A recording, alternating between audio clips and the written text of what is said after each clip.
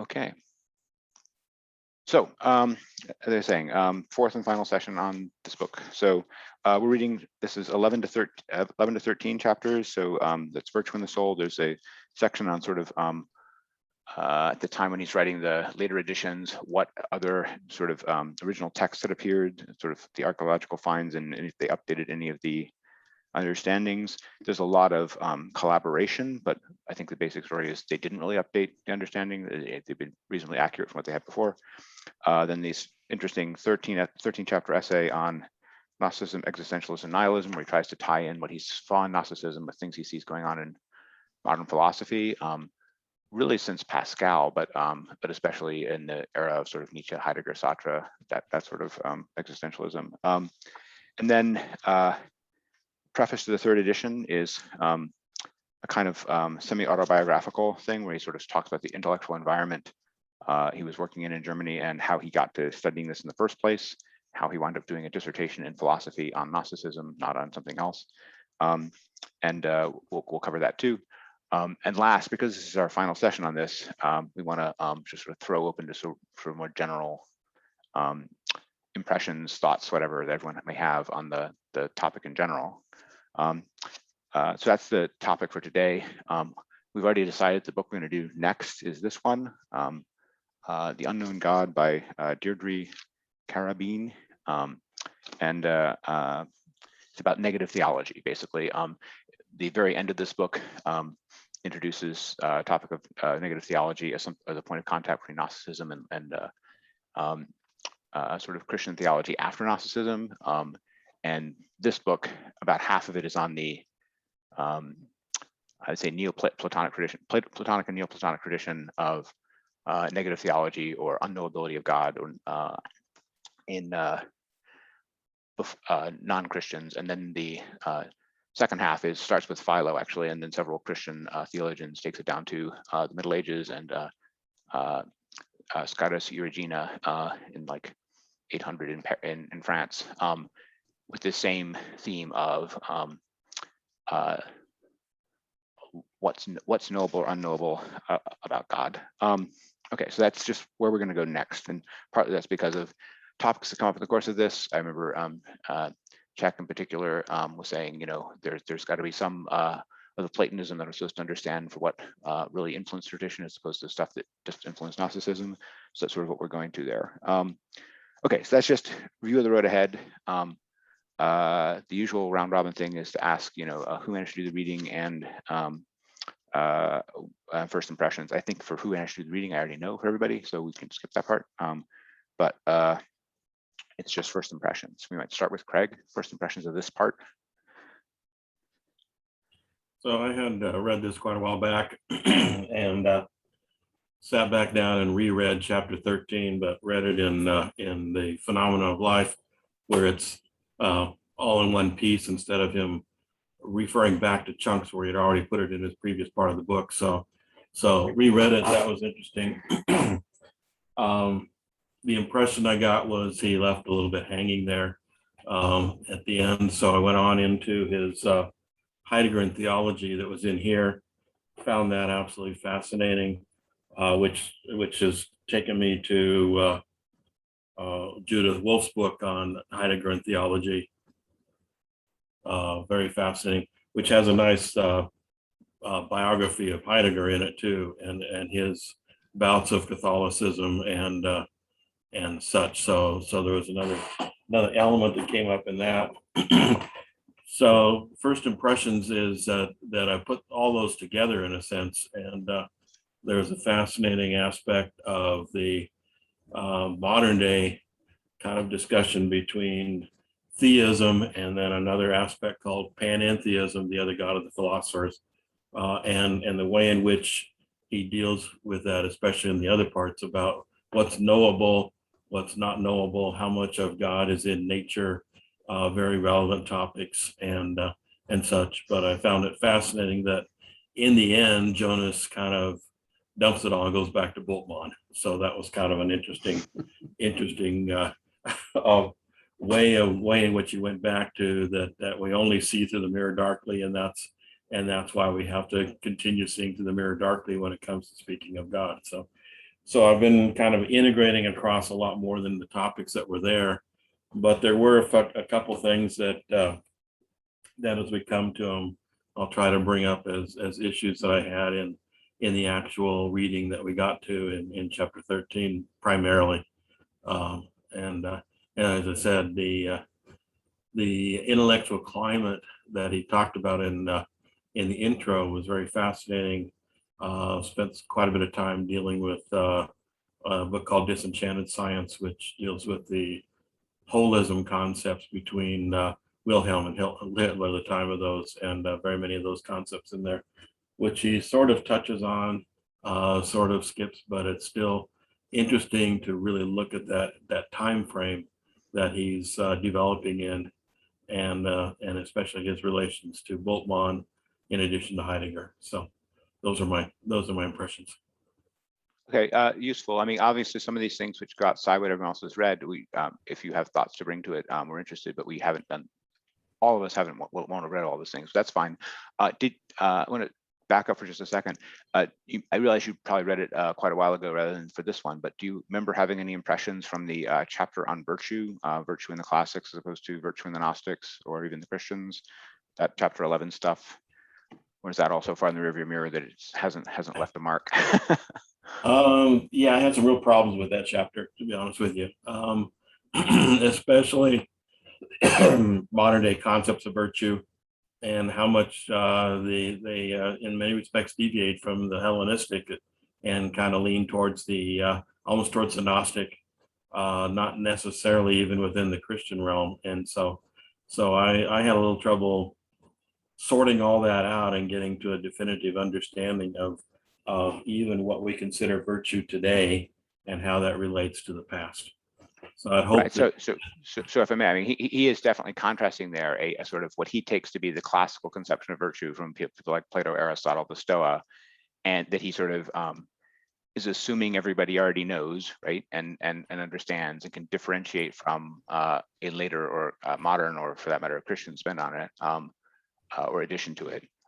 Then he's contrasting the Gnostics too, and he does bring in, you know, are there ways in which the Gnostics are closer to Philo or the Christians on that than they are to the ancients before? He doesn't really bring in anything modern beyond, say, you know, the Christian classic 7 of adding faith, hope, and charity to the traditional Greek 4, right?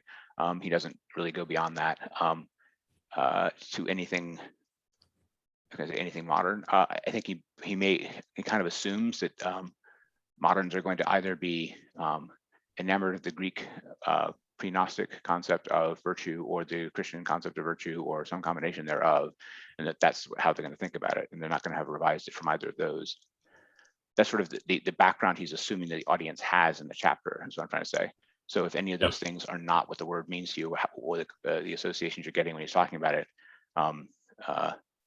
it can be hard to follow which distinction he's trying to make. But he fundamentally is presenting Gnosticism there as like a conscious break with the classical Stoic understanding of virtue, one that he also sees echoes of in Philo and the Christians. And from his Jonas's point of view, the main point of difference, especially the contrast with the Stoa, is whether or not the person considers themselves the author of their virtue, right? The Stoa consider, you know, you're in complete control of your own interior life, your own house, so to speak, and whether or not you're virtuous or not is up to you, and it's your accomplishment if you achieve it. And even Philo is like, if you ever do anything good, it's God that's doing it for you, right? And only by grace does good enter you, something like that. Which is also where the Gnostics are. So that contrast is sort of the basic thing of the chapter. But do you have reactions to any of that? Yeah, I was looking for him to bring in some of the more existentialist views that have taken on since then.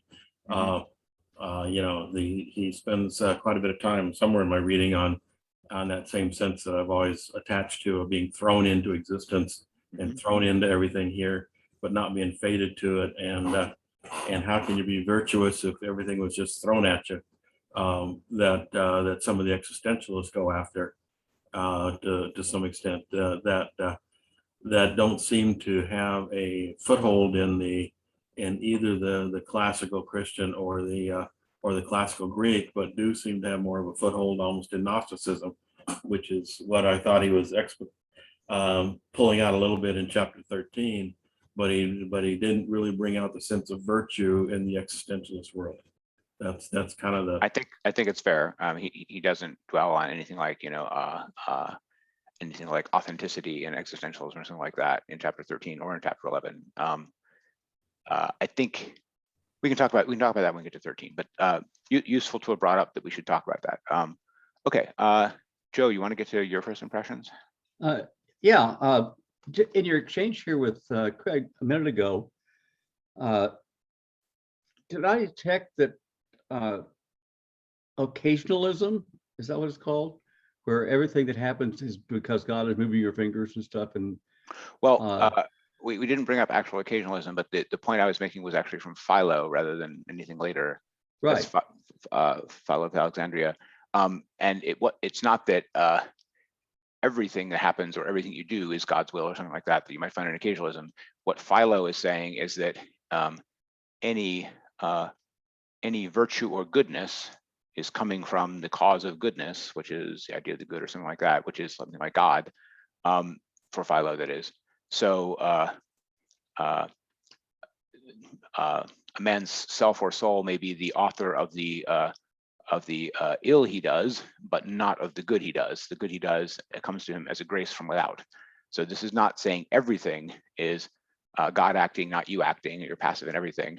But that you get this idea in Philo, and you find it again in Augustine, that to the extent that the human being manages to do good, it's God that's letting him do good, or is doing the good, and it is a grace that the person does good, something like that.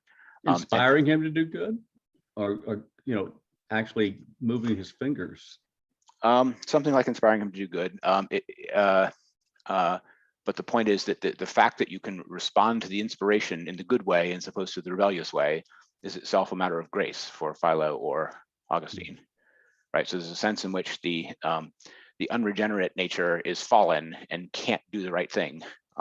This is related to the issue of, I know what the good thing is, but I can't do it, right? The sense of lack of self-command you find in Paul or Augustine, so that if you manage to, it doesn't feel like your own accomplishment anymore. It feels like you got lucky. It feels like you were blessed if you manage to pursue the thing that you know is good when your nature rebels against it or is pulling the other way. So yeah, this sounds like both in the Gnostics and in the New Testament, the whole idea that you are worthless is a primary teaching and an assumption. And of course, what brings you out of that is the grace of God. Right, and in the Gnostics, it's the earthly or soulful that is, as opposed to the spiritual, right? The Gnostics might be more proud of their spiritual nature, but certainly in someone like Philo, or for that matter, New Testament Paul, or later Augustine, there is this humility that such worth as you have is something which was a free gift, right? You didn't earn it, right? And this is a very stark contrast to what virtue means in the Stoa. To the Stoa, the appeal of piety is that because you have this exalted divine spark in you, you should be proud of it, and you should never degrade yourself to be less than pure and divine, right? Because it's a morality of pride. It's a morality of you should not, you have to live up to your exalted destiny, something like that. That's what you get in the Stoa. So there's a prideful sense of self-confidence and self-mastery if you manage to live rightly, so to speak, and it's very much your own accomplishment in the Stoa. And the very word when you say virtue is the Latin translation. The original Greek arete is excellence. It's an excellence of which you are the author. That's the classical understanding of virtue. So it's very much something to be proud of. It's very much something you achieve yourself. It's not something to be taken for granted. It's not something everyone has from nature or something, but it is a mark of distinction an accomplishment.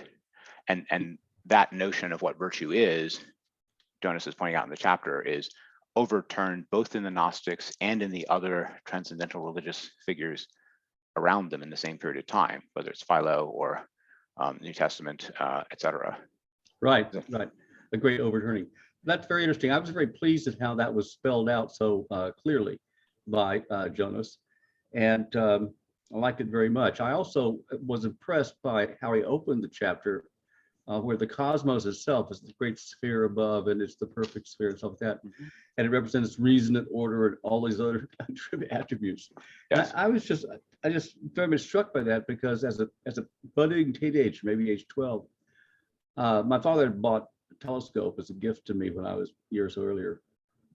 I look at the moon and shit, but I'd go out and look at the stars, and I was think to myself, you know, it's so impressive. There's order in the universe. So I had that great, powerful connection between order, not necessarily carrying it all the way into reason and logic and the other things that you mentioned.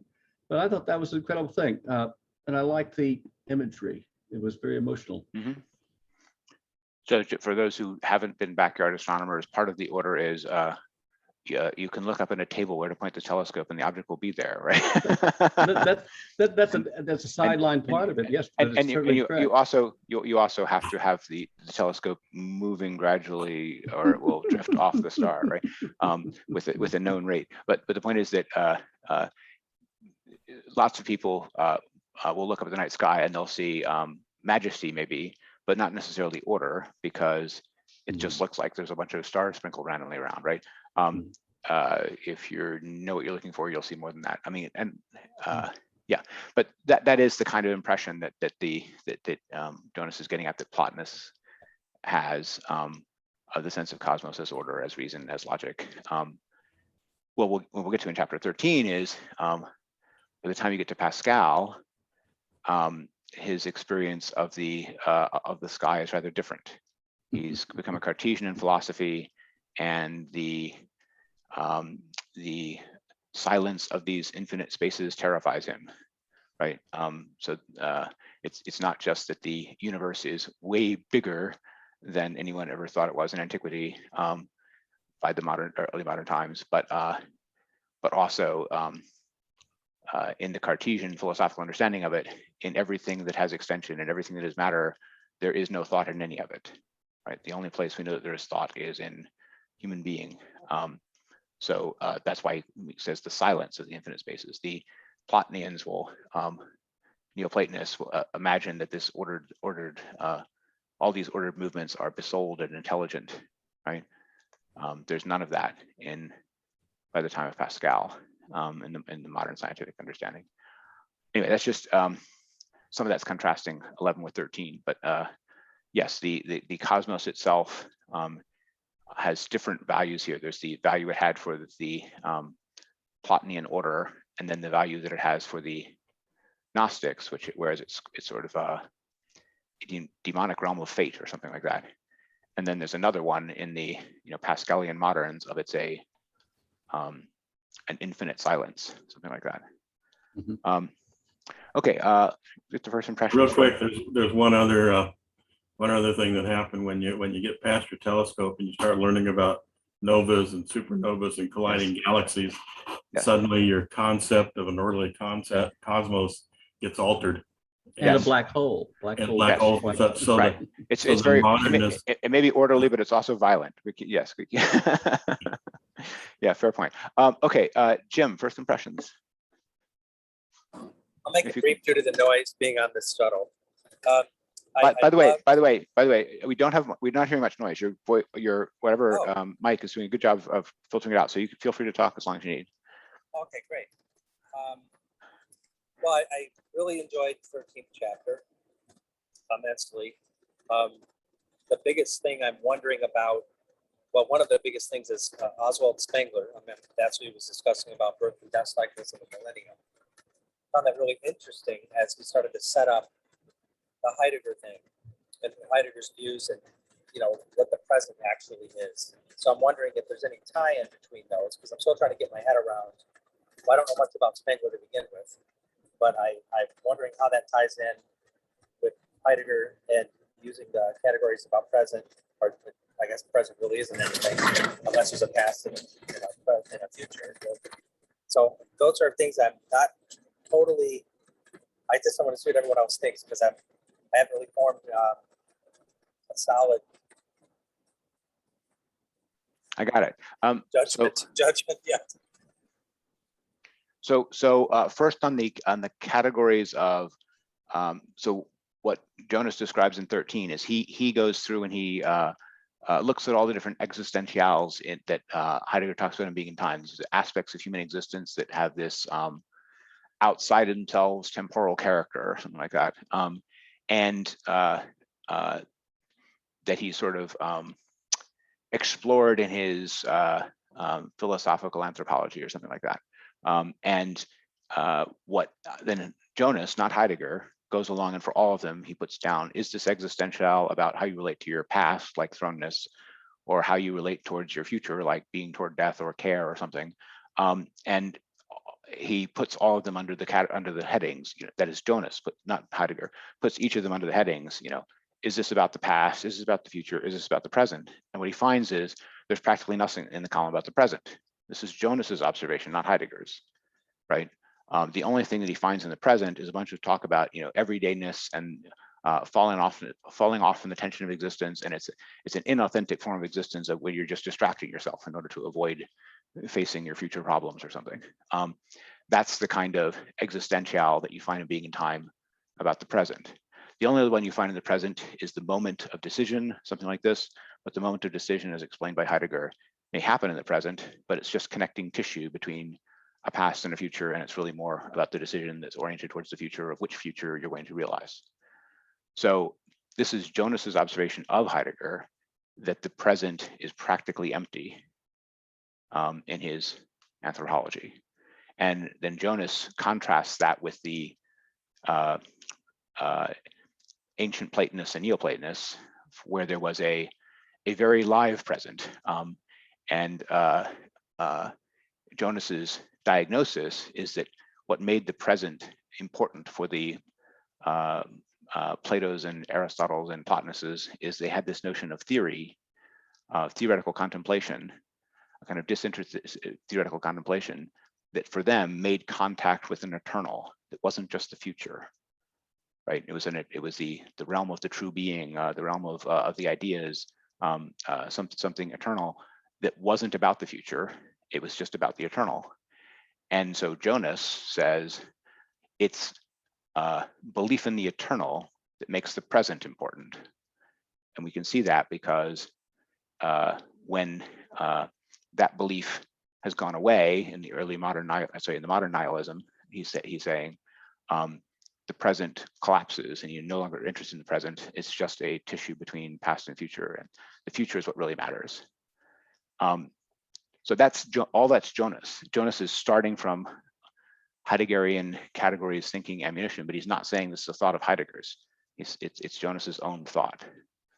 And in it, he's basically contrasting the way the world looks to Heideggerian existentialism to the way the world looks to Platonic idealism.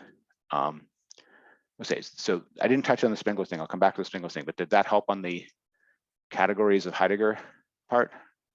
Oh no, that's great. Thank you. Okay. On the Spengler stuff, so Spengler and his one big famous book, the 2 volumes, The Decline of the West, which is that's the translation, the Untergehung der Asaberländer, right? The going under of the morning people, of the evening people, right? The West is the evening peoples, right, in German, and the decline is the same as going under, which is sort of like it's the same thing that the gods do in the Twilight of the Gods.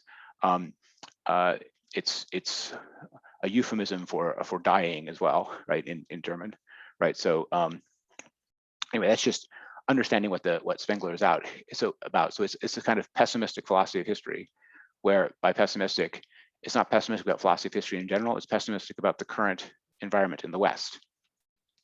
But Spengler is this sweeping historian who goes through and describes 4 different world cultures, each of which he presents as having a sort of set of organic phases of, early growth and blossoming and decadence and decline, right? A certain, trajectory to them. And the ancient world is one of those, and the Magian world, he calls it, which is basically the Persian and Eastern world, is another. And the one that we're currently in is what he calls Faustian Man, which is basically from the Middle Ages to modernity in the West. And so this is sort of his description of the civilization that we would think of as starting in the Dark Ages in Europe, growing out of a declined classical civilization. He's treating it as a separate, it's like a separate living being that has its own life cycle that starts after the fall of Rome, and it starts with, say, Charlemagne or something, and is now supposedly in the same cycle, in the same historical cycle, has reached the point in its time that corresponds to the fall of the Roman Republic and the rise of the Roman Empire, right? So he's looking around himself in Germany right after World War. This book comes out right after World War I, by the way. He's looking around him in the in the Europe right after World War I, and he's saying, we're at the time of the first Caesars. We're at the time of the civil wars between Pompey and Julius Caesar that is going to destroy the republics and institutes Caesarism, something like this. And that's sort of his diagnosis of what is going on in modern European or Western culture. And he thinks that it's paralleling the development of the ancient world down to the time of Rome. Okay, and there's other philosophers of history who had similar ideas about some of these things. Toynbee is a sort of English example, but Spengler was a very influential thinker in the interwar period. His book comes out right after World War I, and it seems to explain why this giant catastrophe of European civilization, World War I, might be happening, and the chaos afterwards. You get similar thoughts also in Jose Ortega y Gasset and Man in History. So anyway, the point is there's a lot of sort of philosophies of history thinking in that vein. What is Spengler's main diagnosis? The reason that Jonas is bringing him up is that Spengler is diagnosing the sort of trajectory or historical cycles that civilizations go through, and saying our time now corresponds to where classical antiquity was right around the beginning of the first millennia, right around the time of Christ or Julius Caesar, right, or either of them, which is also for Jonas the time of Gnosticism, right, the time of this big cultural change in the religious world, of the world becoming less secular and more religious, and this whole religious wave sweeping over the previously dominant, mostly secular culture.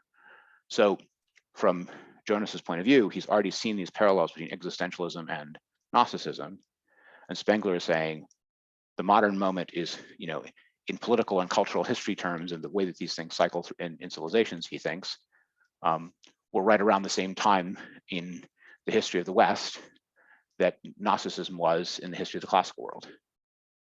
And that is interesting to Jonas because it seems to be corroborating rather a point that Jonas had seen for entirely independent reasons, right? He wasn't thinking about political history at all. He wasn't thinking about anything like Spengler's notion of the life cycles of civilizations at all, but he just saw a parallelism between the sort of basic experiences of the world that seemed to be there in existentialism and that seemed to be there in Gnosticism, or in the transcendental religions in general. And here he finds Spengler saying, well, yes, these are the same cultural moment in the history of two civilizations, right, which have a natural life cycle, and you're at the same stage of life, so to speak. So I don't know if that helps with understanding the Spengler reference. Yeah, that was really good. Okay. So I see. Yeah. I know, but I can't always react to things in the chat in real time while I'm also trying to react to the person who's talking to me. But I get it. It should have been faster. So I want to focus in on chapter 11, the virtue chapter. So some of this will get more detail when we have Jim, but the fundamental contrast in the chapter is between a classical idea of virtue, which he's presenting as sort of one uniform thing. Obviously, there's varieties of understandings of virtue among the classical philosophers, but he's putting as one monolithic thing compared to, it's not just the Gnostic understanding of virtue, but the transcendental religion understanding of virtue, because he's equating the Gnostics and Philo and Christianity in that regard. But he also may have a separate place for just the Gnostics, because, as opposed to those others, because he first gives an understanding of morality in the Gnostics as viewed by their Plotinus as a critic, or as viewed by their church father critics, right? And so some of the things here may be specific to the Gnostics as opposed to true of the transcendental religion school in general, so to speak. But the first claim is just that they don't have a conception of virtue, that they don't believe in virtue, so to speak. And this is the Plotinian charge. And the Plotinus goes so far as to claim that only virtue can reveal God to us. As it progresses, it becomes real in the soul. Together with insight, without true virtue, God remains an empty word. So this is related to the issue that a disruptive person brought up of must intellectual understanding of God result in a completely reformed life, something like that. And this is sort of what Plotinus thinks.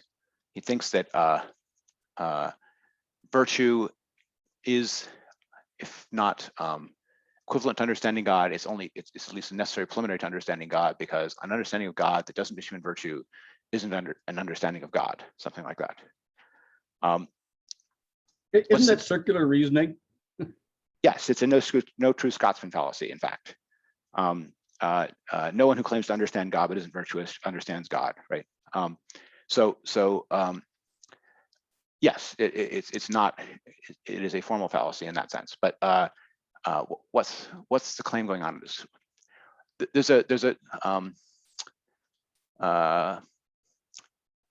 There's two things. One is Plotinus is just deeply skeptical of anyone who tries to tell him he knows the metaphysical truth but is a rogue, right? That's just the basic perspective that Plotinus is coming from.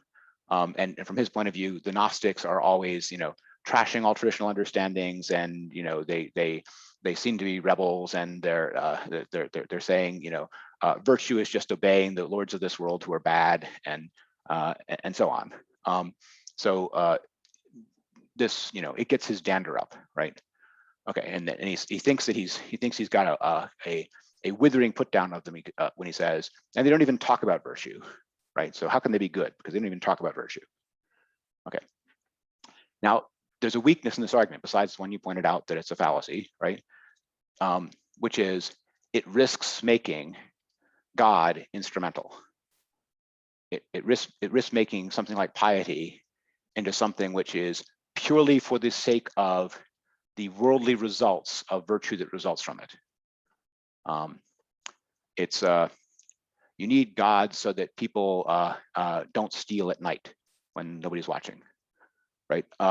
So which is a very low instrumental conception of God, right? One of which Plotinus himself would not be guilty of in other contexts. But when he's fighting the Gnostics, he's looking for every possible stick, right? Okay, so that's just a basic thing about his reaction to them. And then beyond that, we find in Irenaeus, this is one of the church fathers, he's saying that they are immoralists, that they regard themselves as, if they are spiritual, they are completely free, therefore they are above all the laws of this world, and law is unnecessary and they don't have to obey it. Everything is permitted to them. That's sort of Irenaeus' put down of them. So this is somewhat lining up with the Plotinian criticism that they don't talk about virtue, they don't care about virtue. But now there's more content to it. The reason they're not talking about virtue is they think that virtue is a relatively low thing. They think that virtue is obedience to law, and that it is something merely soulful, merely psychic, not yet spiritual, and not free. Okay. The extreme version of that Irenaeus talks about is he says that there are some of the Gnostics, some Gnostic sects, who think that in order to be forgiven from sins, you should sin vigorously. This is the Rasputin version of it, right? And it's you use all of the devices of nature, right? So when you're tempted by an evil impulse, you recognize that is some demon tempting you to do that, and you say, all right, do your worst and do it, right? And you go through, you let all the demons have their way with you for 5 seconds, and then you're done with them, right? This is the sort of antinomian version of the Gnostic morality. Joe, you're laughing, I can tell. But do you have a comment? You're on mute. No comment. Okay, just laughing. And It's this, like Aleister Crowley is a Gnostic. Aleister Crowley, the yes, famous moralist. yes. Although he's not. Yes, this would be his version of it. And this is something which it does have a kind of echo or later, right? You find some elements of that in Crowley. You find some elements of that in Rasputin. You find elements of that in some of Dostoevsky's characters, or in Nietzsche in some ways. All of which are, you're going to show that you're free by sticking your finger in the eye of every piety there is, something like that. So if that's just spirit of rebellion, right? It can be a common across all those things. I think that. Sorry, question. Yeah, I was just struck by this. When I was reading a book on atheism decades ago, the point was made that in the New Testament, Paul in particular held a non-believer to be in the same category as Aleister Crowley, a total immoralist. And I was wondering if there's what's going on here. Surely he makes a distinction. Right, but I mean, you're right that some of the transcendental religions all get to all doing this, and you find it in Paul. This is the notion that it's not enough to obey the law. You have to have actual spiritual allegiance to the transcendent God, something like that. And just worldly obeying the law is a worldly fallen thing that says it's not that it's as bad as the immoralist, it's that it's not remotely good enough. And so in that, from Paul's point of view, either way, they're damned, right? So the brass tacks answer is they're not saved unless they come to Jesus, something like that. But what you find in some of the later church fathers is they do recognize a kind of morality in that, but then they appeal to that standard of morality to try to convince the merely moral pagans to become pious as well. You find this especially in like Augustine. But his argument for doing that is not because you're merely moral, you're still damned. It's more like, you know how to be moral, but look at your gods. Your gods are all rogues, right?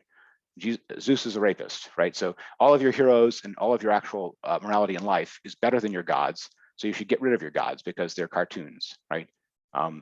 Get serious about religion for once, right? So that's the kind of argument you get in the later church fathers.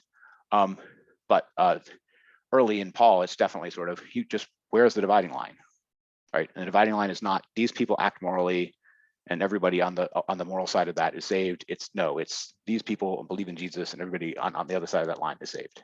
Is not saved, rather. Yeah. Okay. So in the case of an Irenaeus, he thinks that this is just a good argument against the Gnostics, right? It's even if it's only a common slander against them, if they're holding themselves to be free and therefore above the law, this means they can be charged with with secretly wanting to commit any crime, right? Now there's a problem with this argument, right? Which is it's the same argument that was leveled against the Christians in Rome, right? That because, or even by some of the Jews, right? That they thought that the law was superseded by Jesus, so they didn't have to obey the Jewish Leviticus codes anymore, something like that. And then from the perspective of the Romans, these people are saying they're all saved, even because they're forgiven all their past sins. They probably had a bunch of sins to forgive. They wanted all to have all their past sins forgiven, right? And it's a dangerous doctrine, which is going to let people commit crimes and forgive them for them, right? So that's the way the Romans, slandered the Christians. That's the way the law-abiding Jews argued against the Christian movement, right? So what I'm trying to point out is that some of what Irenaeus is doing here is just sort of a rhetorical par for the course of when anyone has any doctrine of separating the spiritual from the not spiritual, right? And saying that one is, saved or free, or that grace has forgiven them even if the law condemned them, or something like that, that it can always just be slandered as antinomian. It's just, wanting to be without all law, without any law. Now, there probably were some Gnostics who wanted to be without any law, just like there were, Nietzschean immoralists, right? But I think Jonas is right here that this was probably more a matter of doctrine than of deed, right? He says, where is this? Right, on 274, we may doubt with Irenaeus whether the preachers of these views lived up to their own professions, to scandalize life in the pride of rebels, but much of it maybe satisfy itself in provocativeness of doctrine rather than of deeds, right? So there's a qualification in the next sentence, but the point is he thinks that some of this was meant to shock as a doctrine rather than as an actual life. Now that said, there were people who were scandalized by the early Gnostics, like Simon Magus, because they viewed their way of life as scandalous, right? He's going around with his redeemed harlot from Tyre, right, who he's calling Sophia. And equally, there were some Jews who were scandalized by the life of Jesus because he hung out with tax collectors and prostitutes and all that kind of thing. So the thing to notice is just that this is it's a common thing that you see in any of these transcendent religion things that all have a principle of something like purity or allegiance that purports to be higher than anything like a worldly law, right? That's part of the attraction of them, but it's also something that the world can use to slander them, something like that. Now that said, there are two versions of virtue that you do find in the Gnostics. One is asceticism. It's just a very rigorous asceticism. And in the case of like Mani, right, this is to the point of, compassion for the spirit in all things, right? So you can get an asceticism that's purely, can I put it this way, a concern with purity or a concern with not being defiled by the world. You can get a asceticism that's concerned with furthering mysticism or furthering visions. Craig, question? Yeah, before we get too much into the next section on asceticism, just had a question on 274. Sure. The Jonas's comment, sin is the way to salvation, the theological version of the idea of sin itself. Here's one of the antecedents to medieval Satanism, and again, an archetype of the Faustian myth. I couldn't completely follow what he was trying to get at there. Okay, so let's talk about let's take the Faustian myth as an example first, right? Dr. Faustus is tempted by the devil, and he goes and seduces Gretchen and gets her pregnant, and she murders her child, and then he abandons her and runs away. And later he is eventually redeemed despite all of that. But he goes through this whole process of temptation that results in him experiencing sin as something he does, not as something he thinks about. And it is only later that he's out in the wider world, reflecting back on his fallenness or something like this, that he can attain anything like salvation. So a man who thinks he has never slipped will never have the humility to repent, is the kind of thought. That's what you see in the Faustus myth. As for the medieval Satanism, right, it may be more inverted even than that, but because that's probably, well, it's hard to say because so much of that we have only from their opponents, right? But certainly in not medieval, but in an early modern version, say time of the French Revolution, early 19th century, right? You get things which are just trying to show rebellion against Christian morality.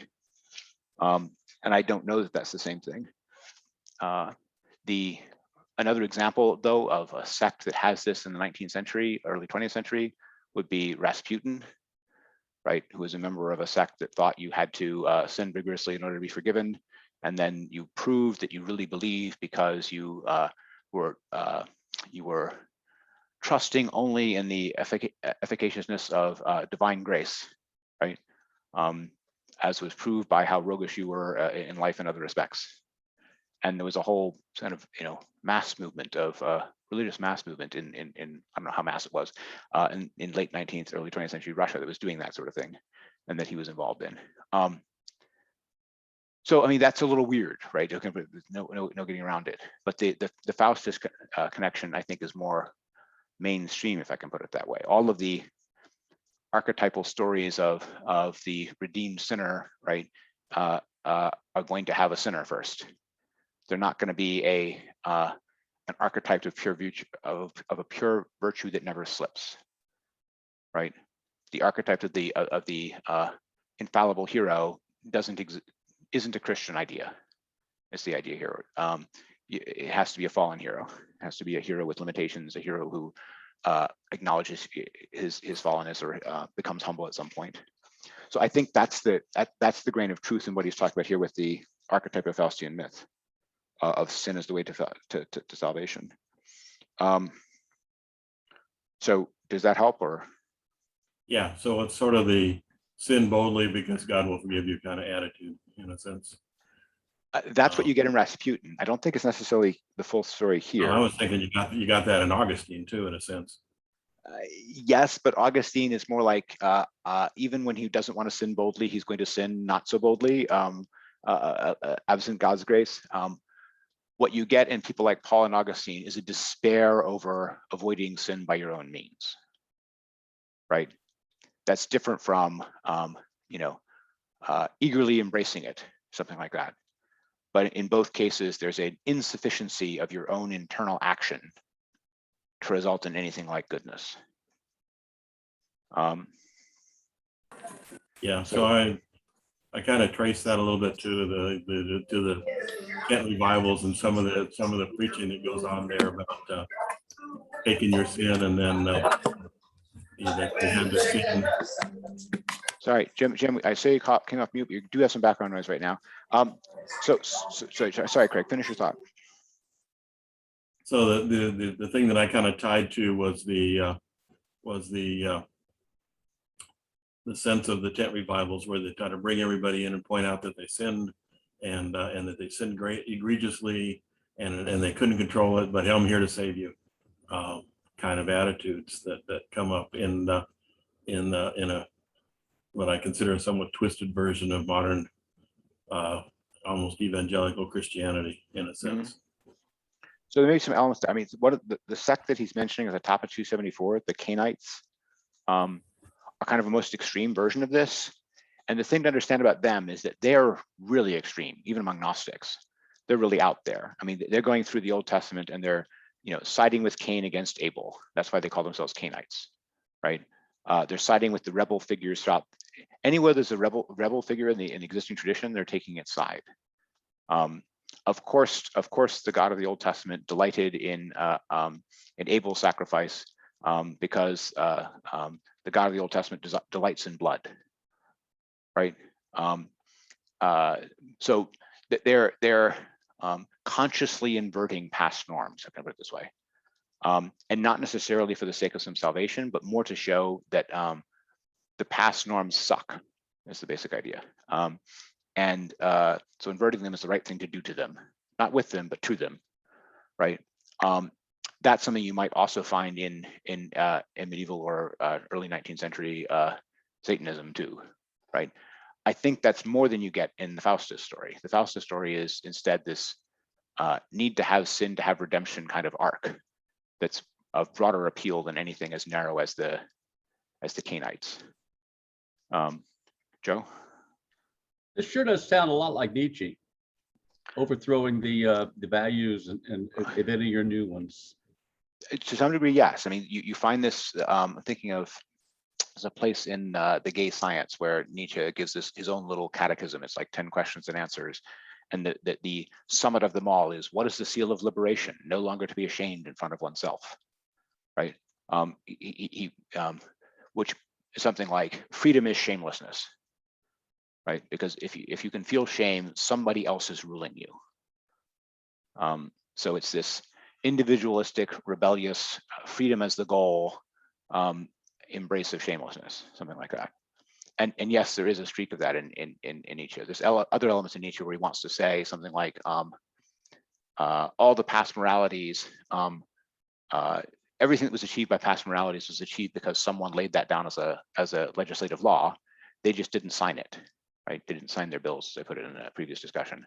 And he just wants them to sign it, right? It's okay to have your moral commandments as long as you issue them as commands and don't pretend that somebody else, in nature of things or up in the sky made them so. As long as you do them as commands, they're fine. Now, the person hearing the command, knowing that it's only coming from you, might have the shameless reaction to them. But yes, this spirit, this notion that shamelessness is freedom, because it's how the yoke of other people's ideas is thrown off. That's kind of a spirit of rebellion thing that you definitely do get in Nietzsche, and it's clearly there in the Cainites. Sorry, Jim, I realize you've been away for a bit. Do you have we forced you to go on mute because of noise, but do you have a comment? No, because it's a little bit loud in here. I'm content to listen and show Okay. my face real quick, say hi. Hi, we're trying to talk about anything that came up in like the first part of the virtue chapter. We haven't yet gotten to asceticism or the arete and the Christian virtues, but all the stuff before that about the basic reaction of Plotinus or Irenaeus to what virtue was before. Any comments or reactions, any of that? The only thing I would ask is maybe, in the preface to the third edition, he begins in I would like to know how this fits in with Kierkegaard's mirroring of virtue. Virtue isn't, a lack of virtue isn't sin, but lack of faith is. Is there any tying in there since they're all in the existential vein? So I'm the answer is absolutely. We'll get to that when we get to the overturning Christian virtue and what it is in Philo, because Sweet. Sorry. Great, you said great. I just said sweet. Okay, I couldn't tell if you said sweet or wait. Yeah, the fundamental point there is what Kierkegaard is saying about faith as the key virtue is you already find in Philo even before you get to Christianity. So it's already there in this transcendental religion attitude. So you find it from Philo to the New Testament to Kierkegaard and Augustine in between. And it's something like the idea that you're not really the author of the good you can do. The good you can do is a grace bestowed upon you, and only the faith in that which can bestow that grace is meritorious. So that even if you did the right thing, if you were proud of doing the right thing and thought it was you that did the right thing, the pride you had in thinking you did the right thing would outweigh any good you did. Because only the humility of realizing that it is God that is doing the good through you is meritorious. That's the kind of thought you get in Philo, Paul, Augustine, Kierkegaard, right? It's the same thought. Does that make sense? Jim Sloan. Yes. Okay. I wanted to talk one more thing about this. There's a striking passage on 269 where Jonas goes into the kind of attitude towards the psyche, the attitude towards your urges and drives that you get in this kind of Gnosticism that doesn't believe in the world. He says, as regards the soul itself, the spiritual organ of man's belonging to the world, as no less than his body an effluence of a cosmic powers, and therefore as an instrument of their domination over his true but submerged self. A profound distrust, therefore, of one's own inwardness, the suspicion of demonic trickery, the fear of being betrayed into bondage, inspire Gnostic psychology. This is the Luther throwing the ink pot at the devil tempting him, right? The get thee behind thee, Satan. Every inward urge is thought of as a demonic temptation, right? Every impure thought, right, is something which is, coming from the demonic part of your nature, something like that. And I think Jonas is absolutely right that there's a spirit of fear and mistrust towards your natural constitution, if I can put it that way, involved in this. And you find some of that in Paul, and you find some of that in Augustine, where they're, saying, I want to do the good, but I do the bad, right? This sense of being betrayed by your lower self, betrayed by your lower drives, is common to that psychology. It's there in a lot of Christianity. It's certainly there in the Gnostics. And this is a very different attitude towards the soul than, say, you get in the Stoa, where all the natural power is what you're proud of, and everything inward is what you have complete control over. You can't control the external world. You can't control the consequences of actions, but you can control what you think about them. You control what you strive to do. You can have a pure goodwill in a Kantian sense or something like that. The Stoa are all about belief in, ownership of, confidence in, pride in their internal state, right? They feel themselves masters of their internal state, right? What is the we are still the captains of our souls, right? That's the kind of Stoic attitude.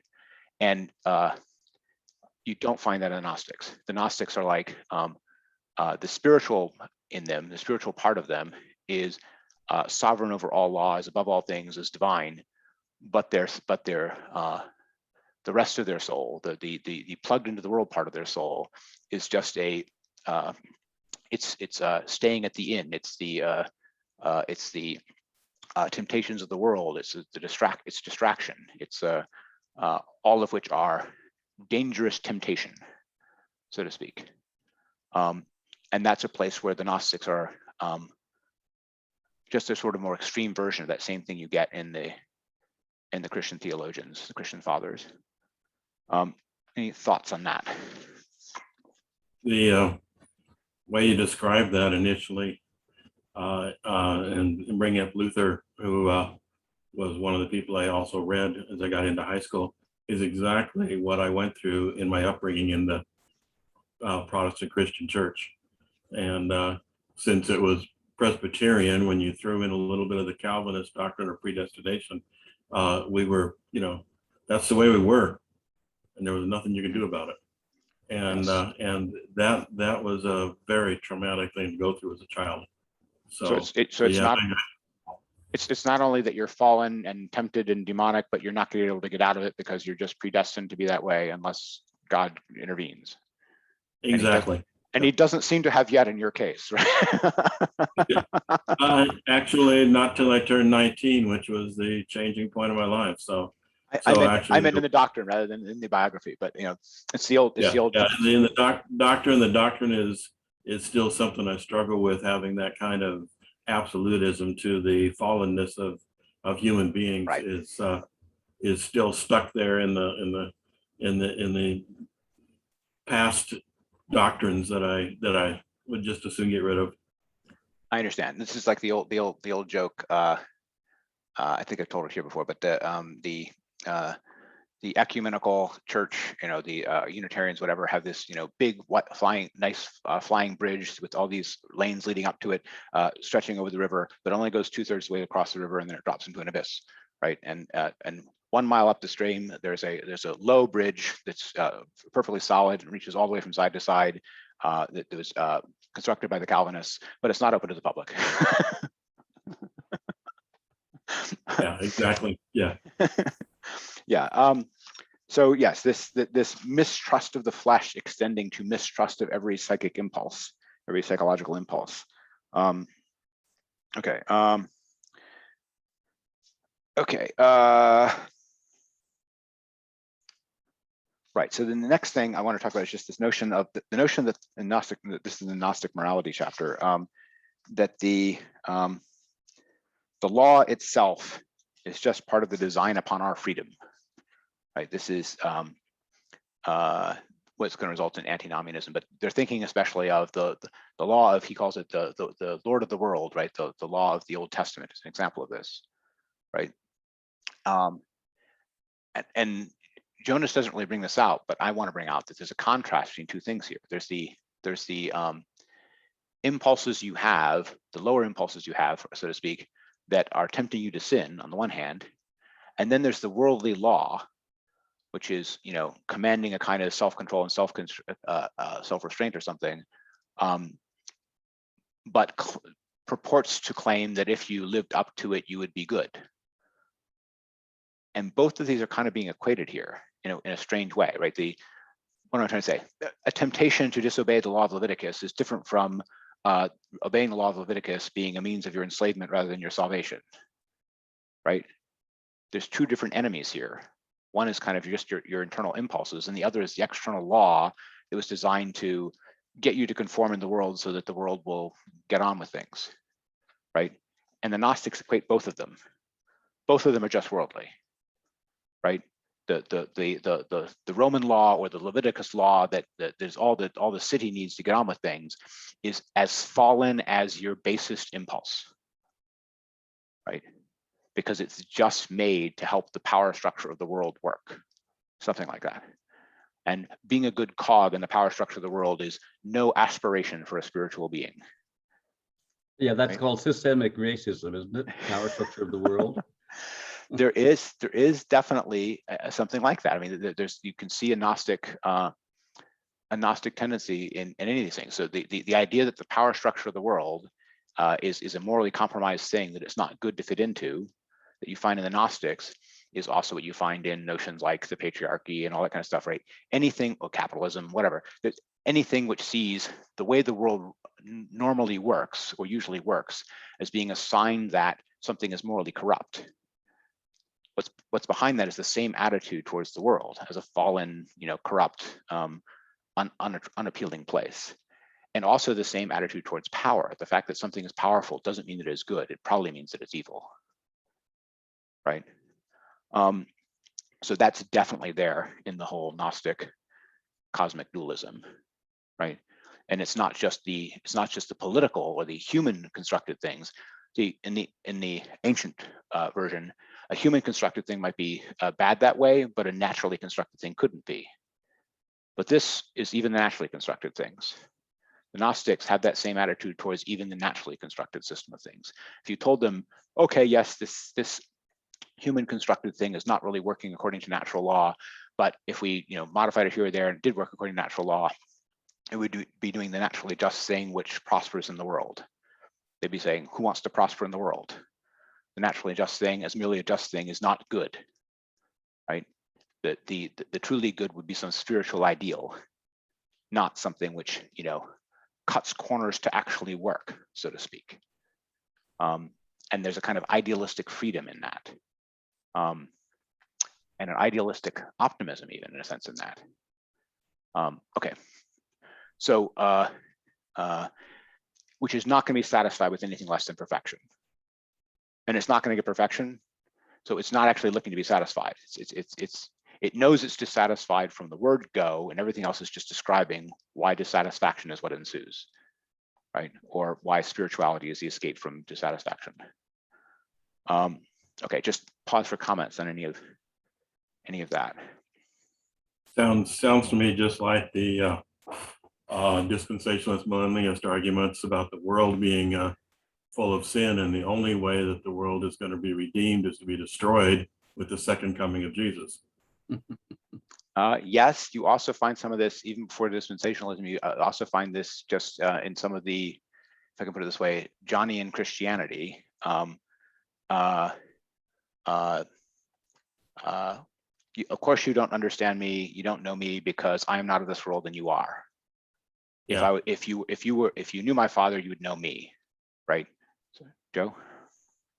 This reminds me very much of the whole debate over climate change, in which the world is being killed off by us, and therefore we have to atone for it, and stop using up electricity and carbon and stuff. It's just that's self-abnegation. I know what you're saying, but there's at least attempting to be an appeal to some sort of natural standard. It may be, you may not see why you should pay attention to a natural standard that isn't a humanly motivated one or something. And maybe the natural standard of something like sustainability isn't really a cogent one, but they're still trying to make an appeal to nature, right? They're saying, you know, human beings are doing something wrong because nature wants X, right? Nature wants sustainability, but nature wants, you know, recurrence or something like this. It wants stasis. And that's still trying to appeal to some notion of a natural law. What we have here is more like, yes, only this is sustainable. Who wants sustainable? It's just the world. The world can go to hell. I don't care, right? By the way, it already did. Look around you, right? That's the Gnostic attitude, right? This is again the point that it's not reform but escape, right? There's plenty of modern parallels to some of these attitudes, sort of existential attitudes, but the actual structure of arguments or what they're appealing to is different in quite a few of them. What I do see in common with some of the modern antinomianism, if I can put it this way, is this appeal to a spiritual perfection, right? You don't have to have ever seen something better to know that this is crap. That's what you get in this spiritualist attitude. This does help me understand the motivation of a suicide bomber. The world is crap around him. The best thing he can do is blow it up, and then he'll go to heaven. But honestly, a suicide bomber is too much of an activist for this attitude, right? He's trying to rearrange at least to some local part of the world, right? The Gnostic isn't. Doesn't care, right? The blown up marketplace is no better than non-blown up marketplace from the Gnostic's point of view, right? So why blow yourself up over it, right? And Manny, for one, will explicitly forbid suicide as a attempt to a means of escape. But so I think the modern things are more useful for their contrast than for actually bringing out exactly the same thing, because they're not quite the same thing. But Jim, do you have a thought on any of this? Well, yeah, the only thing I think that I guess it reminds me maybe of a quote in, oh God, Earthly Powers. Wasn't it where he was talking about and this is in relation to what you were saying with Joe. Can you hear me okay? Yeah, I can hear you. You're talking about Michael Burley, Oh, okay. Earthly Powers, yes. Yes, right. Yeah, where he talks about the correspondence between there's last judgment, and there's all these, like, that's the only way we get purified from the Marxist eschatological perspective is to get rid of, I guess, the bourgeoisie, but that's still, like you just said, that's still something that you have to get rid of, right? It's still, you care to get rid of it. So in this, they would still, it seems a little bit like that, but probably not the best example. That's what just reminded me of. That's all I could say. Yeah, no, I understand. So there's idealism in all of those things, which is not as abdicating from the world. Okay, I want to just bring out one point related to this before we move on to the asceticism, which is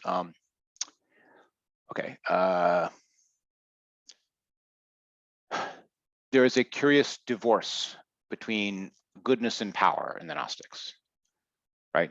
That's a fundamental sort of brass tacks where they're starting from its basic experience of the world, right? The powerful, at least in the worldly sense of powerful, it's not in the overall beyond the cosmos sense of powerful, is not good. And the result is that all of the moral attitude towards power change. So does the ethical efficacy of something like action, which is all about power engagement, so to speak. And I want to contrast this slightly with other versions of otherworldly religion that don't have such a stark contrast. So if you can think of classical Christianity as a kind of idealistic optimism, right? God is good, God is all powerful, so everything will come right in the end, right? I'm grossly simplifying for clarity, right? So you can act as though what is good will be rewarded in the long run, something like that. And there's an optimism in that is a faithful optimism, and it's going to ignore what it sees with its eyes, so to speak. yes, you can find all the fallenness and corruption in this world that you like, but it will all come right in the end, kind of optimism. The Gnostics have that only with regard to the escape of the spiritual, not the reform of the world, right? In most of them, the last escape of the spiritual will coincide with the destruction of the world, right? Because there's no need for the world once you get the point. Or in the Manian version, just the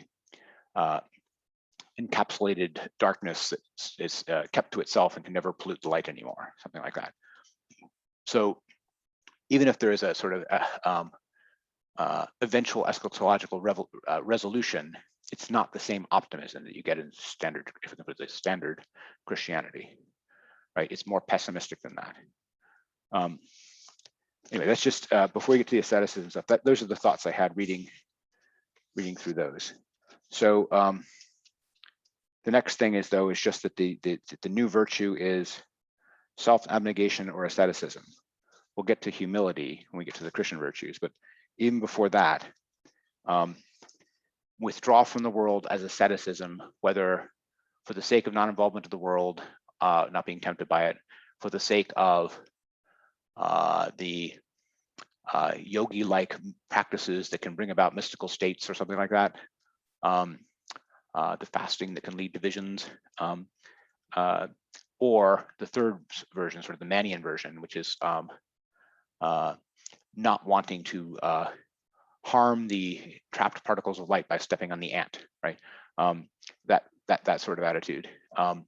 These are all different motives for asceticism, but it's the much more than the libertinism we were talking about before. The anything is permitted. The ascetic morality is the much more common outcome of Gnostic moral thinking. This is nothing like the virtue of the classical philosophers. It's not an excellence as arete kind of idea, but it is a, I think Jonas at one point says there's a kind of ideal of purity involved in it. So the replacement for virtue is something like purity, but a purity as a kind of, he calls it self-abnegation. Okay, just thoughts on any of that before we get to the actual Christian virtues list version of this.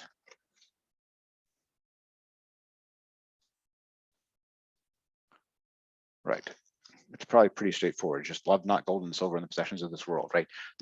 There are, by the way, elements of that you find even in the classical philosophers, I think of Plato in particular, where it's like the average worldly person thinks that wealth and power are the good. He doesn't know that virtue and wisdom are the good, right? You find that even in Plato. So this tendency to look at what most people run after and see it as not the way to virtue or happiness is common to all the philosophers as well as most of the religions. But the particular prescription they have afterwards differs. They agree in the thing which you should not do, which is what most everyone is doing.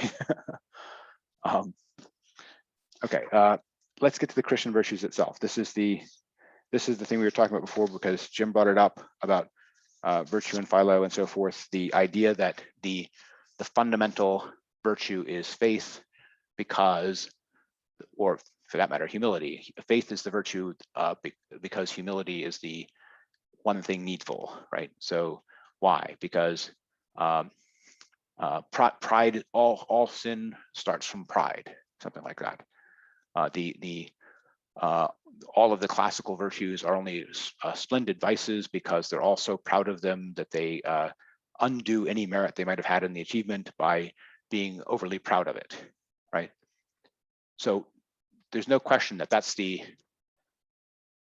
what's new in sort of ancient morality. When I say ancient morality, I mean the morality that's sweeping the sweeping the classical world from the time of Jesus to the time of 300 AD or so, and in many forms, in the Christian form, in the Gnostic form, in the Philo of Alexandria form, if that's a form, all of them have the same. They have the same opponent, the wise man of the Stoics, right? And they have the same objection to him. He's proud of himself without due cause, right? Yes, Jim is proud how humble he is, right? That's the right. Yes. So instead of that, in Philo, you get this notion that everything that human beings do that is good comes from God, not from them. And the truly virtuous thing is to humbly acknowledge this fact. Now, in Philo, there's already a kind of Platonist, Middle Platonist probably, sort of understanding behind this, which may be obscure. So I want to go through it because there's philosophical thought in it before it's I can put it this way, a psychological or religious thought. First, let's just talk about the philosophical thought. The idea is in Middle Platonism, the good is something which acts in the world. How does the good act? It's not a force impelling from behind. It is a, an ideal, attracting from in front, right? It is a final cause kind of causation. So the good and the beautiful attract, and they cause the finite, embodied, intelligent beings, us, right, implanted with eros, with longing for the good and for the eternal, to act in the ways that conduce to true good or to true beauty, something like that. Okay, so if this is understood as like there's like a magnetic pole of good, right, attracting the longing iron filings towards it, then that is an action that the metal filings themselves are not performing, right? The good is performing it. That's the psychological attitude we have here, right? It's understanding something that to Plato would be a natural tendency, a psychological natural tendency to be attracted to the good, to admire the beautiful, right? Is being interpreted by someone like Philo as being that the actual agency is in the good, and the individual psychological being, the individual soul that is acting that way, is the passive, acted upon end of the relation, right? So this is very different from a sort of willful activity that you get in a lot of the moderns, or even in the Stoa, that when they're proud of their the achievements of how they acted this way rather than that way. Instead, it's the good is doing the acting, and the metal filings are just being attracted to it. Okay, so that's like a philosophical background of the psychology of how teleological action happens, right? Which is how transcendent good acts in the world, something like that, in Platonism, that Philo has taken over, but now has given this theistic coloring, because for him, the Platonic idea of the good is also the God of Judaism, right? For Philo, it is, and that means that you have this notion of agency in God has gone from just being an abstract metaphysical thing in Plato to being a more person-like, willful, agency thing in Philo, because he's stapling Plato together with the Old Testament, if I can put it crudely. Okay, so in that context, then he goes through he reads his Jewish tradition, right, and he sees it as the story of God's actions on man, right? The Old Testament is not the story of the acts of Abraham, Isaac, and Jacob, or Moses. It's the story of the acts of God, of which the patriarchs and Moses and so forth are the instruments, vessels, and tools, right? So the appropriate attitude towards action is to do what God wants, not what you want, and it is God that is acting in all the important actions in the world, and those who are the humble instruments of God are the ones who are really getting something important done, so to speak. Okay, to me, that's just the background of what Philo will think of as virtuous, that we see Jonas talking about here. And so there are elements of that which are straight Jewish tradition. There are elements of that which are Plato understood with a certain twist. But there are aspects of that which are just, transcendent religion in general, which is why you see them repeated in people like Augustine or the Gnostics, right? I want to pause and give people a chance to react to that before we go on to the particular virtues and what it means about the particular virtues.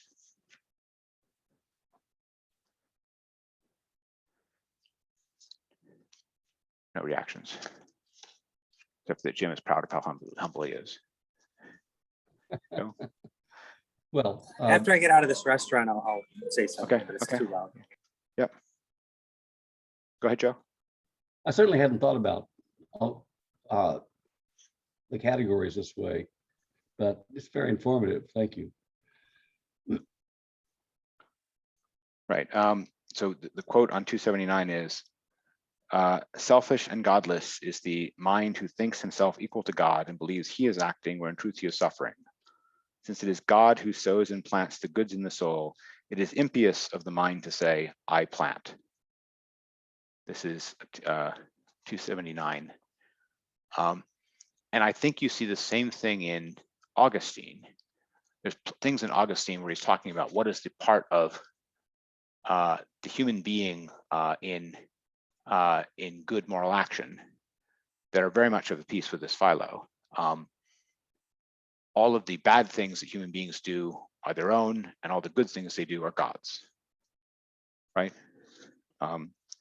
And that may sound like it's just running down humanity from the standpoint of a lot of modern philosophy or modern attitudes generally, but it's also just trying to be a deduction about what we mean by the category of the good. Because if anything which is seeking the good is included in many one fashion, it participates in the good, right? Participating in the good is the same as being having the good as its goal, which is at least the form of agency, a final cause of the good operating in it. So I just want to bring out that point because it's very easy in these theological contests to miss the philosophical note there of just how does the good act being behind part of the thought. Okay. So Jim, you can probably come off mute and have your comment now, because otherwise, we're going to move on.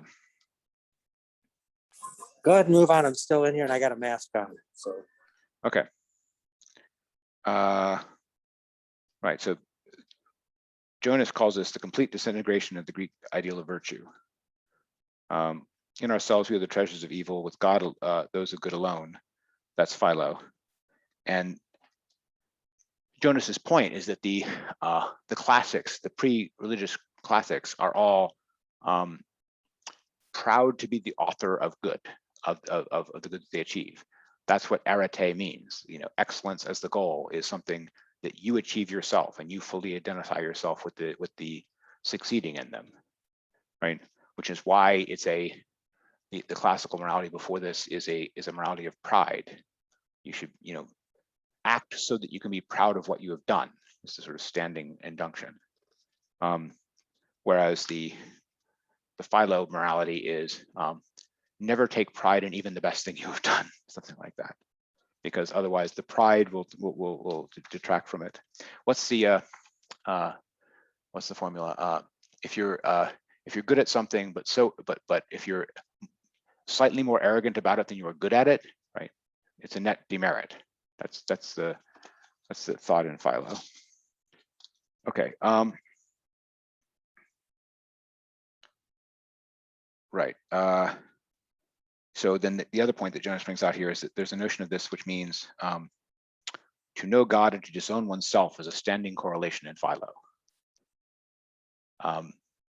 You have to get away from thinking that you're the author of the good that you do, because that way lies a preening pride in even wallowing in sin, right? Something like that.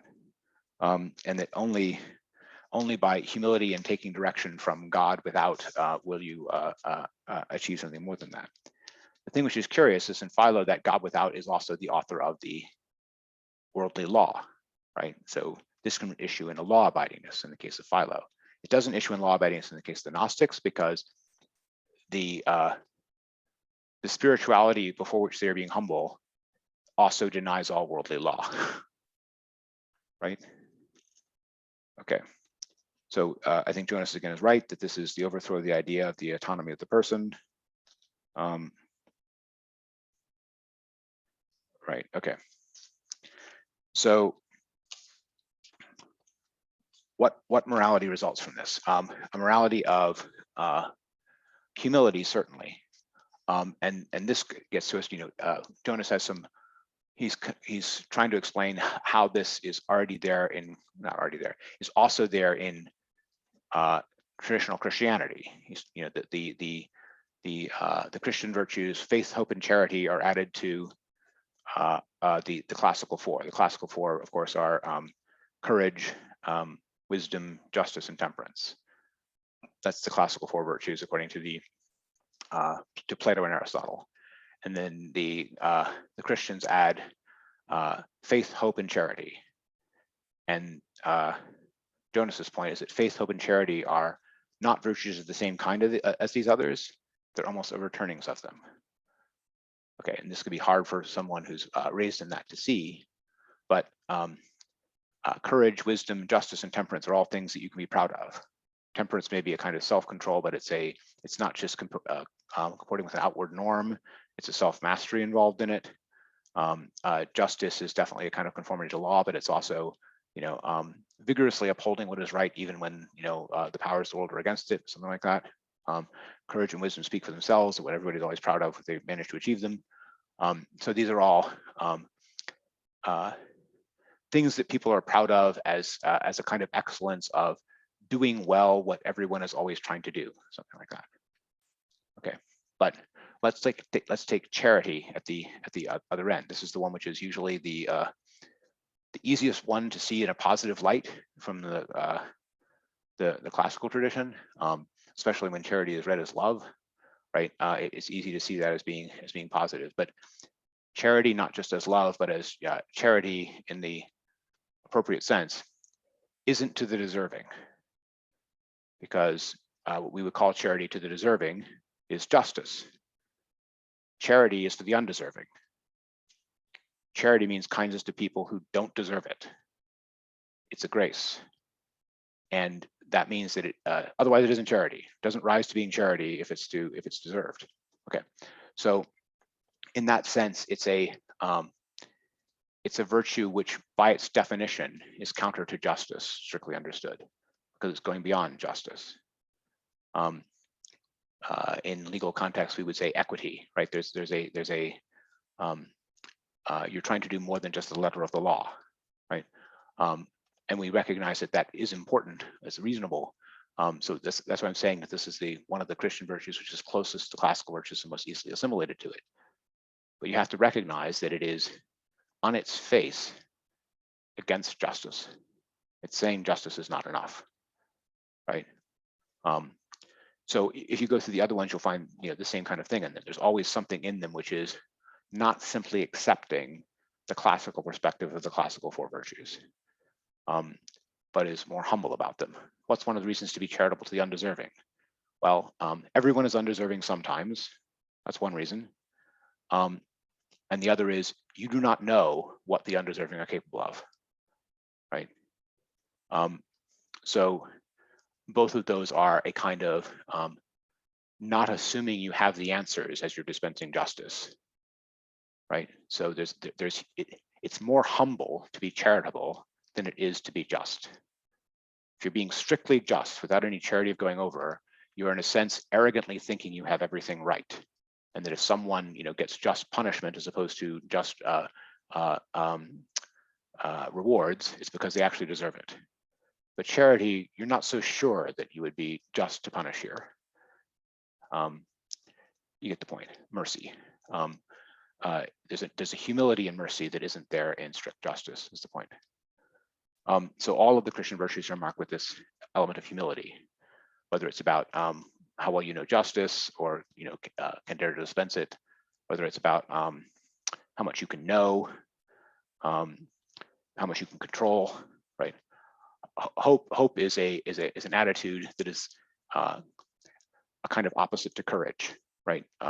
It's a version of courage in a way, but it's a courage about something which you're not trying to control with self-mastery. It's a courage about something that's out of your control. right? Whereas the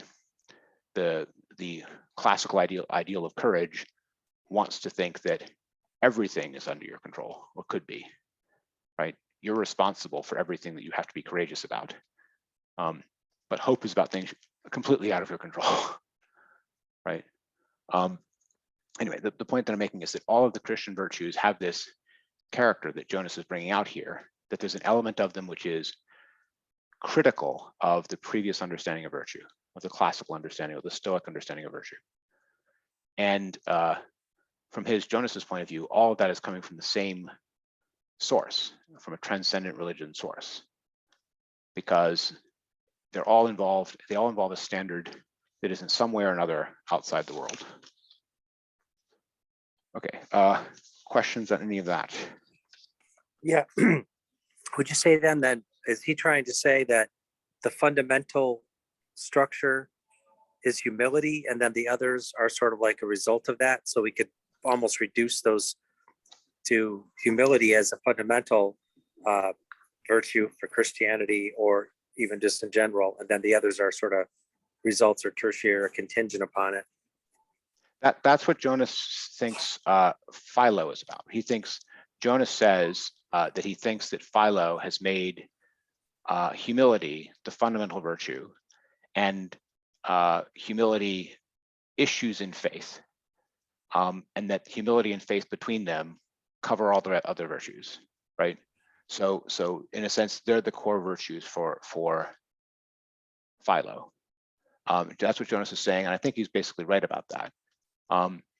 There's a question of whether or not the classical virtues really stem from humility, or stem from humility and faith combined, or if they're just made less important by them, right? It's not, you might say that wisdom is made from those things, but is temperance made from those things? Maybe. Maybe there's a humility that is more conducive to temperance than just sort of strict self-mastery. Is courage made out of humility? It may be doubted, right? In our experience, the courageous tend to be proud, and vice versa. It seems more like courage, the manliest of the virtues, is the least humble in its nature. It's noteworthy, by the way, that the Latin translation virtue, which is really just manliness, is only the which becomes the term for all of them, right? It only really matches up to courage in Greek, Andrea, right? So you translate one of the virtues, courage, into Latin, and it becomes the word for virtue, complete. So excellence is courage to the Romans, and that's the least humble virtue, if that makes sense. But yes, he thinks that for Philo, that does become the core of virtue. It's not clear that it supports or causes all the other virtues, but from Philo's point of view, if someone is proud of their courage ceases to be a virtue and becomes a vice, because it's misleading them into pride. Does that help? So it's an Yes.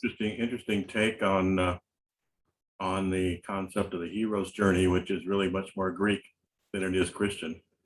When you look at the description of the hero's journey, Odysseus or some of that's very Greek, but it doesn't translate well to Christianity from Philo's standpoint.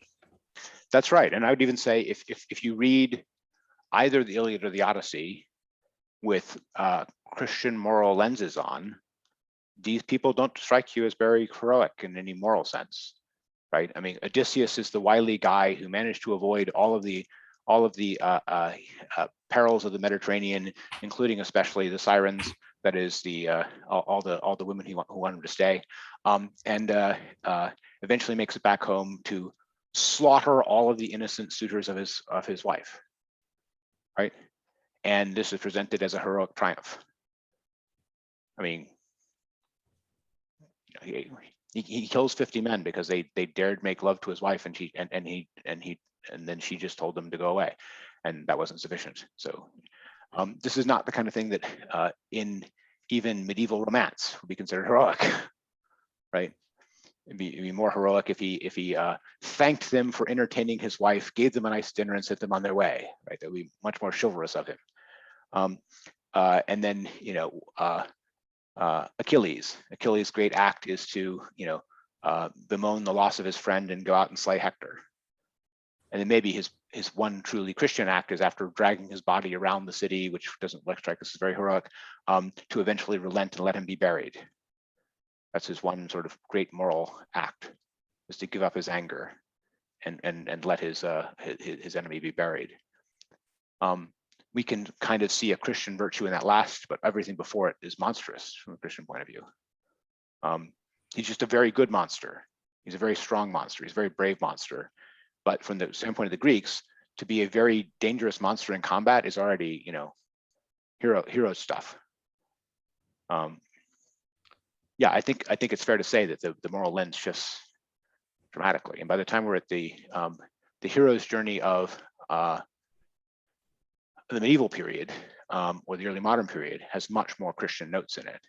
It's not this, and certainly there are things about the self-overcoming transformation things we think of the Joseph Campbell hero's journey, which do have Christian elements in them and are not there in the Odyssey and the Iliad, right? Odysseus doesn't come back a changed man from Troy. He comes back the same man as he left, right? It's not that he's grown along the way. That element of moral growth and moral self-overcoming that you find in romance is not there in the original Greek Iliad and Odyssey kind of heroism, if I can put it that way. But I think Campbell has found a universal that has elements in it that are, if not Christian, at least religiously informed in a way that the original Homer is not. Yeah, that's what I was thinking. I need to go back and look at Campbell again and look at it from the light of some of the transitions that especially Philo pointed out here. Yeah, and Campbell himself is putting all of these into a religious context. He's never thinking of them as the purely secular heroes. Now, obviously, I don't know if it's obvious, Achilles and Odysseus are not simply secular heroes in the sense that there aren't gods and goddesses watching over them and so forth. There are, right? They have those elements, but it's not the same atmosphere of it's not Jonah and the whale. Let's put it that way. It's not Noah, right? It's not Abraham, right? So those versions of hero stories are very different from what you get in the classic warrior hero story, if I can put it that way. Okay, I think we've covered the contrast of classical morality sufficiently. I want to skip over the recent discoveries in the field of Gnosticism chapter to talk about the kind of the big payoff of this whole book, right? We study all this stuff, we learn all this stuff about Gnosticism, and now Jonas is going to tell us how he relates that to philosophy of our own time, to existentialism in particular. And he has this thing at the beginning where he says, he went there and he found that his existential lens let him understand the Gnostics very, very well. He sort of understood the basic experiences of the world from which they were starting, and this let him, understand the different Gnostic stories and how they all fit together. So existentialism let him understand Gnosticism. And then he says, is this because existentialism is just right about everything and lets me understand anything I turn it to? And he sincerely doubts it, right? So there's something about existentialism and Gnosticism that have affinities for one another. And so he, a little bit later, thinks about that the other way around, right? So in what ways are there elements of existentialism that have Gnostic themes in them or semi-Gnostic themes in them? And with that idea, he turns to modern philosophy to ask effectively, what's Gnostic about it? Or what's Gnostic-like about it? And this thought / chapter had an immense influence outside Jonas himself. This thought is the kind of stuff that you get in Vogelin. Vogelin basically just borrowed this in diagnosing Gnosticism in various contemporary political movements, right? He's basing it on this kind of connection. And Vogelin is not drawing that parallel himself. He's getting it from Jonas and saying, yes, he's got this right. So, He's the person who helps us understand Gnosticism. Now you can see Gnosticism and all these movements around us and so on. So if you want to know kind of an example of someone taking the thoughts in this essay and running with them, so to speak, as contemporary political commentary, go read Vogelin, New Science of Politics. But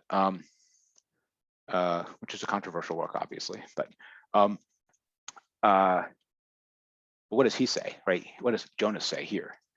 It's interesting that his first existentialist is not Nietzsche or even Kierkegaard. It's Pascal, right? So he's reaching all the way back to the 1600s. And the thing that he finds them reacting to is the worldview of modern science. By modern science, he doesn't mean 19th century science. He means 16th century science. He means the science of Galileo, right? And the philosophy of Descartes, which are the things that Pascal is reacting to, right? So that's the science and philosophy that Pascal is reacting to, and what is Pascal's reactions to it? So this is where we get to 322, right? Cast into the infinite immensity of spaces of which I am ignorant and which know me not, I am frightened. That's often translated as the silence of these infinite spaces terrifies me, right? That's Pascal's basic experience of the cosmos after having imbibed Galileo and Descartes.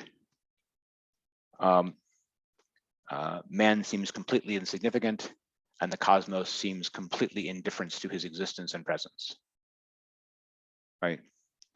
So what Jonas is diagnosing in this is the same kind of alienation from the cosmos that you find in Gnosticism is there in someone like Pascal's reaction to the worldview of modern science. Pascal is a Christian thinker, right? But he accepts the scientific view of the world of his time, and accepts the philosophical understanding of Descartes. But this leaves him thinking of the universe as a cold, impersonal place, right? It is res extensia without res mind, right? Without mind. It is not. Cogitans, right? Yes, exactly, Cogitans. And it is not. It is not as small and as ordered as it was in Aristotle. It's not 7 exact perfect spheres, moving in a harmony. It is the post-Copernican, post-Galilean swirling chaos of unknown but seemingly limitless extent, right? It wasn't until a century and a half later that everyone knew that the Milky Way is just a galaxy, and there's many of these galaxies, and they're separated by billions of light years. That wasn't known yet when you talk about these silence of these immense spaces, but he knew already that the cosmos was way bigger than the neat Ptolemaic solar system of 7 spheres, right?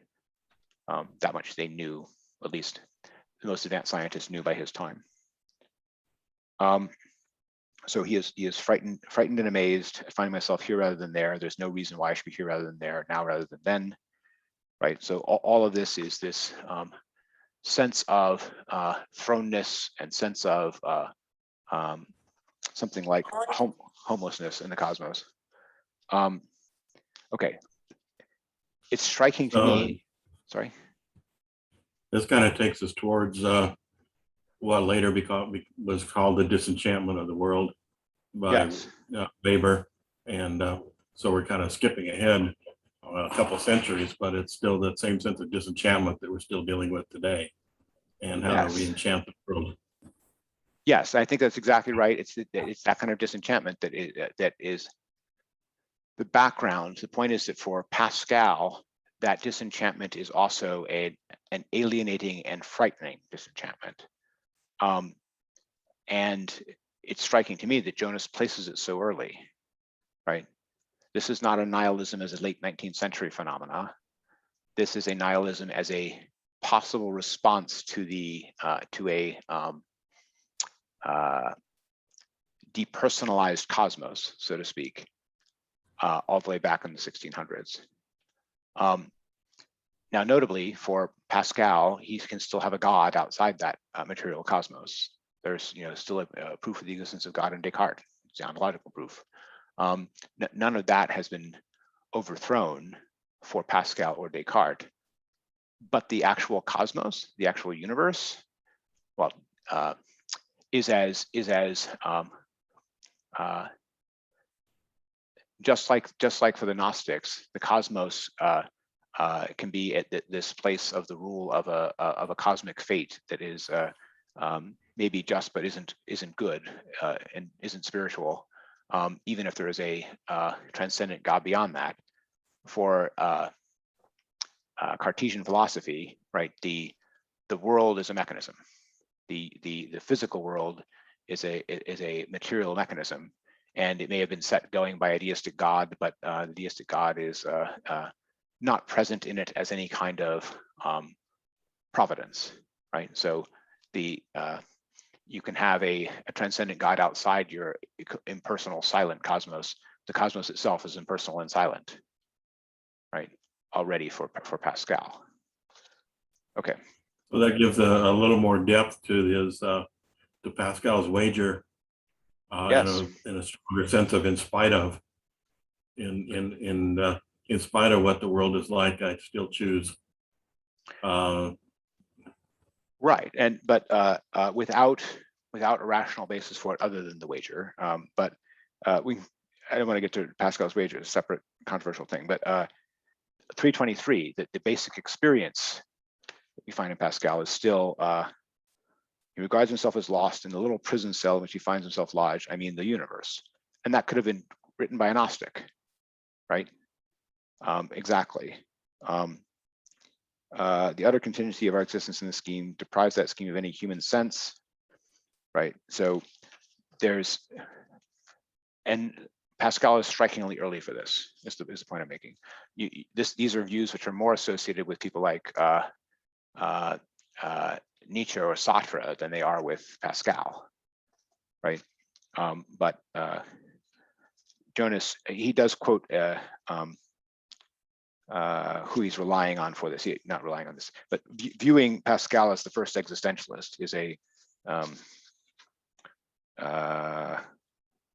yes. He points to Karl Lowith, who is another student of Heidegger's, as the source of this. The role of Pascal as the first modern existentialist, by I have here very roughly sketched. The starting point is more fully expounded by Karl Lowith in his article on Man Between Infinities in Measure, a Critical Journal, 1950. So what am I trying to say there? This attitude towards Pascal in relating of Pascal to existentialism was something that other students of Heidegger like Lowith were also thinking about. They'd already noticed similar affinities. Anyway, that might be an essay worth looking for. Lowith is a good writer. But okay, this is all just reaching way back.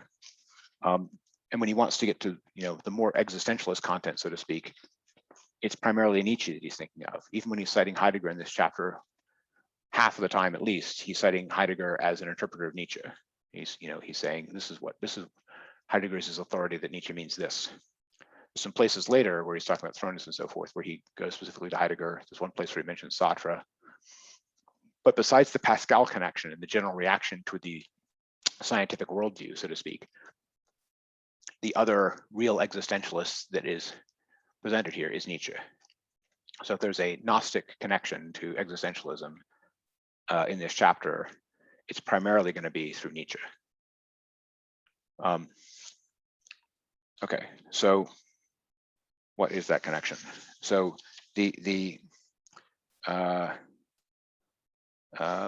for Jonas, it's this it's the lawlessness in the moral lawlessness of the cosmos, something like that, right? The fact that the cosmos nature provides no standard to man, and in the case of Nietzsche, that's because whatever standard man has, he will apply, he will create himself. But the reason for that is that there is a fundamental difference between nature of the cosmos and man, right? Nature is a completely indifferent affair of chance and mere material power without thought or intelligence, and without any morality to it. There's one famous place where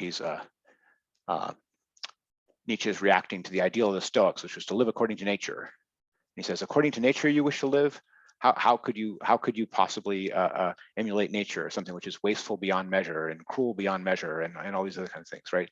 And if you wanted to, how could you live not according to nature, as though it wasn't, nature and your own nature was going to determine everything that you do, right? So he makes fun of this ideal of living according to nature, either as something that you could avoid doing or as something you would ever want to do, right? But there's this in Nietzsche, a fundamental incommensurability between nature and morality, right? Nature is not moral at all, to the point where emulating nature is emulating beastliness, something like that. Morality is a conquest compared to nature. It is human.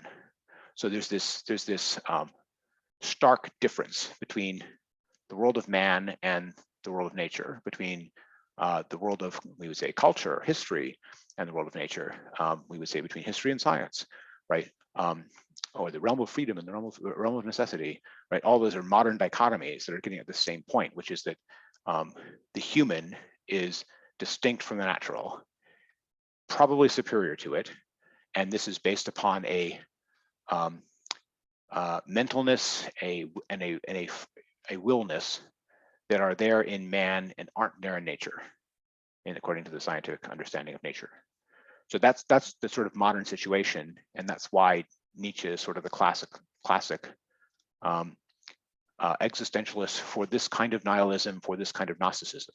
There's the same division between spiritual man and the cosmos. It's not because the cosmos is ensouled but demonic. It's because it's not ensouled at all.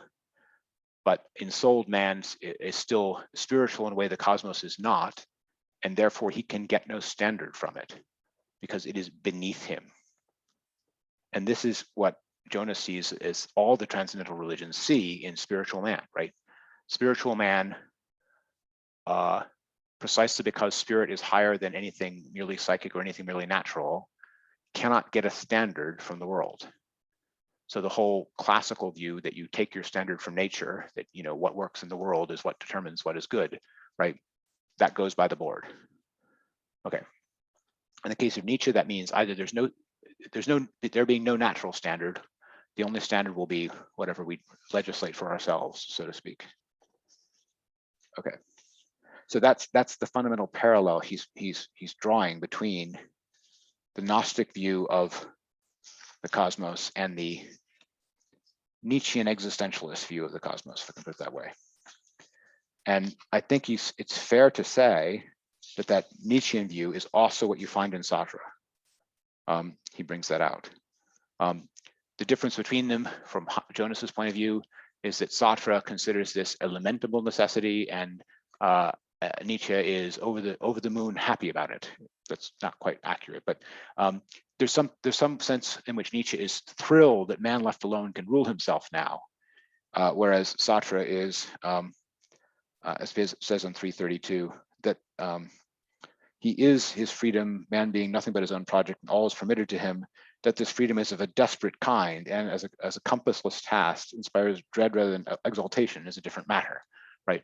The point being that for Jonas, that's where the difference between a Sartre and a Nietzsche comes down to, is that Sartre considers mankind legislating for itself to be a desperate situation without a compass, and something which inspires dread as a dread responsibility that you don't know how to do, whereas Nietzsche might be exultant about it. That's the only sort of moral coloring of difference that Jonas sees between a Sartre existentialism and a Nietzsche existentialism. Okay, I realize that we haven't covered a bunch of Sartre, a bunch of Nietzsche, so some of this might be not obvious what he's talking about. But any before I'm leaving aside the Heidegger, which we're going to get to in a second, but any reactions to how he placed Gnosticism in relation to any of these earlier figures, Nietzsche, Sartre, Pascal, anything like that?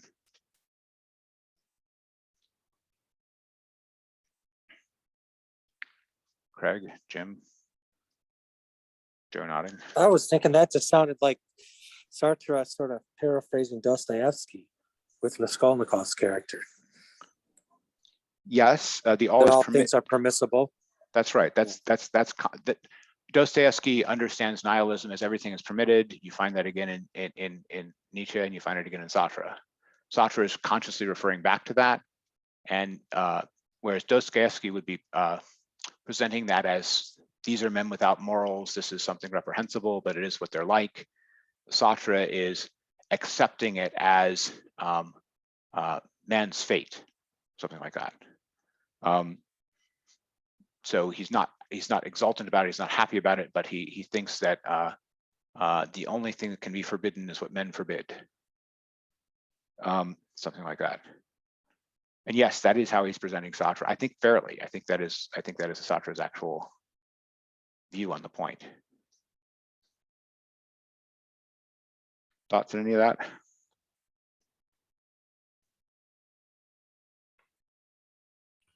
Not going too far afield, I did find it interesting, 331, when he brought up the point about Heidegger and it being God and the God versus the Christian God, which shows up more extensively in the other things I read, that Nietzsche was kind of getting rid of the Christian God. Heidegger sort of got rid of the Christian God, but they waffled around whether that was truly the transcendental in general or just the Christian God. Well, okay, let's jump in there for a second. So on 331, Jonas is not saying that Heidegger is getting rid of any God at all. He's saying that Heidegger's diagnosis of Nietzsche is that when Nietzsche talks about God as dead, he's not talking about just getting rid of the Christian God, but he is talking about getting rid of the transcendental in general. That's not something Heidegger is doing. It's something Heidegger is saying Nietzsche is doing. So, and that Jonas is just relating that. He's agreeing with Heidegger. This statement, taken with that about the death of God, bears out Heidegger's contention that the names God and the Christian God are in Nietzsche's thought used to denote the transcendental supersensual world in general. God is the name for the realm of ideas and ideals. So the point there is that Heidegger is saying that Nietzsche speaks about the death of God or the death of the Christian God, but he means advent of nihilism, because for him, the death of the Christian God is also the end of all transcendent ideals. There isn't going to be another transcendent ideal that's going to take the place of God and have the same formative role for culture or for man's place in the universe. When Christian God goes away, the place of the Christian God goes away too, and there is no more transcendent setter of norms for man. That is Heidegger's reading of Nietzsche. I think an accurate one, but that's Heidegger's reading of Nietzsche that he's talking about here. He's not saying anything. He gets here. Hang on. On top of 332. Yeah, he's not saying anything here. He's not saying anything here about what Heidegger says about God. None of this is Heidegger's voice. All of this is Heidegger's saying what Nietzsche is doing. We just have to be clear about that. The part where it's what Heidegger argues starts on 333. Everything before that is about Nietzsche or Sartre, not about Heidegger himself. All the Heidegger references before then are just Heidegger being used as an interpreter of Nietzsche to tell us what Nietzsche really thinks. Just want to make sure we're clear on that. He does talk about Heidegger himself really thinks, starting on page 333 with he's quoting the letter on humanism, right? But that's where Heidegger's own thoughts on these things comes in for the first time. It continues through about 337, maybe 338. Right, the place where he talks about disappearance of the all transcendent world, he tries to tie that back to Heidegger himself on 338, where Jonas diagnoses the same loss of eternity in Heidegger that was there in Nietzsche. But now that's not Heidegger saying there is no eternity. Now it's Jonas saying, I see the same absence of any standard in eternity in Heidegger that Heidegger saw in Nietzsche.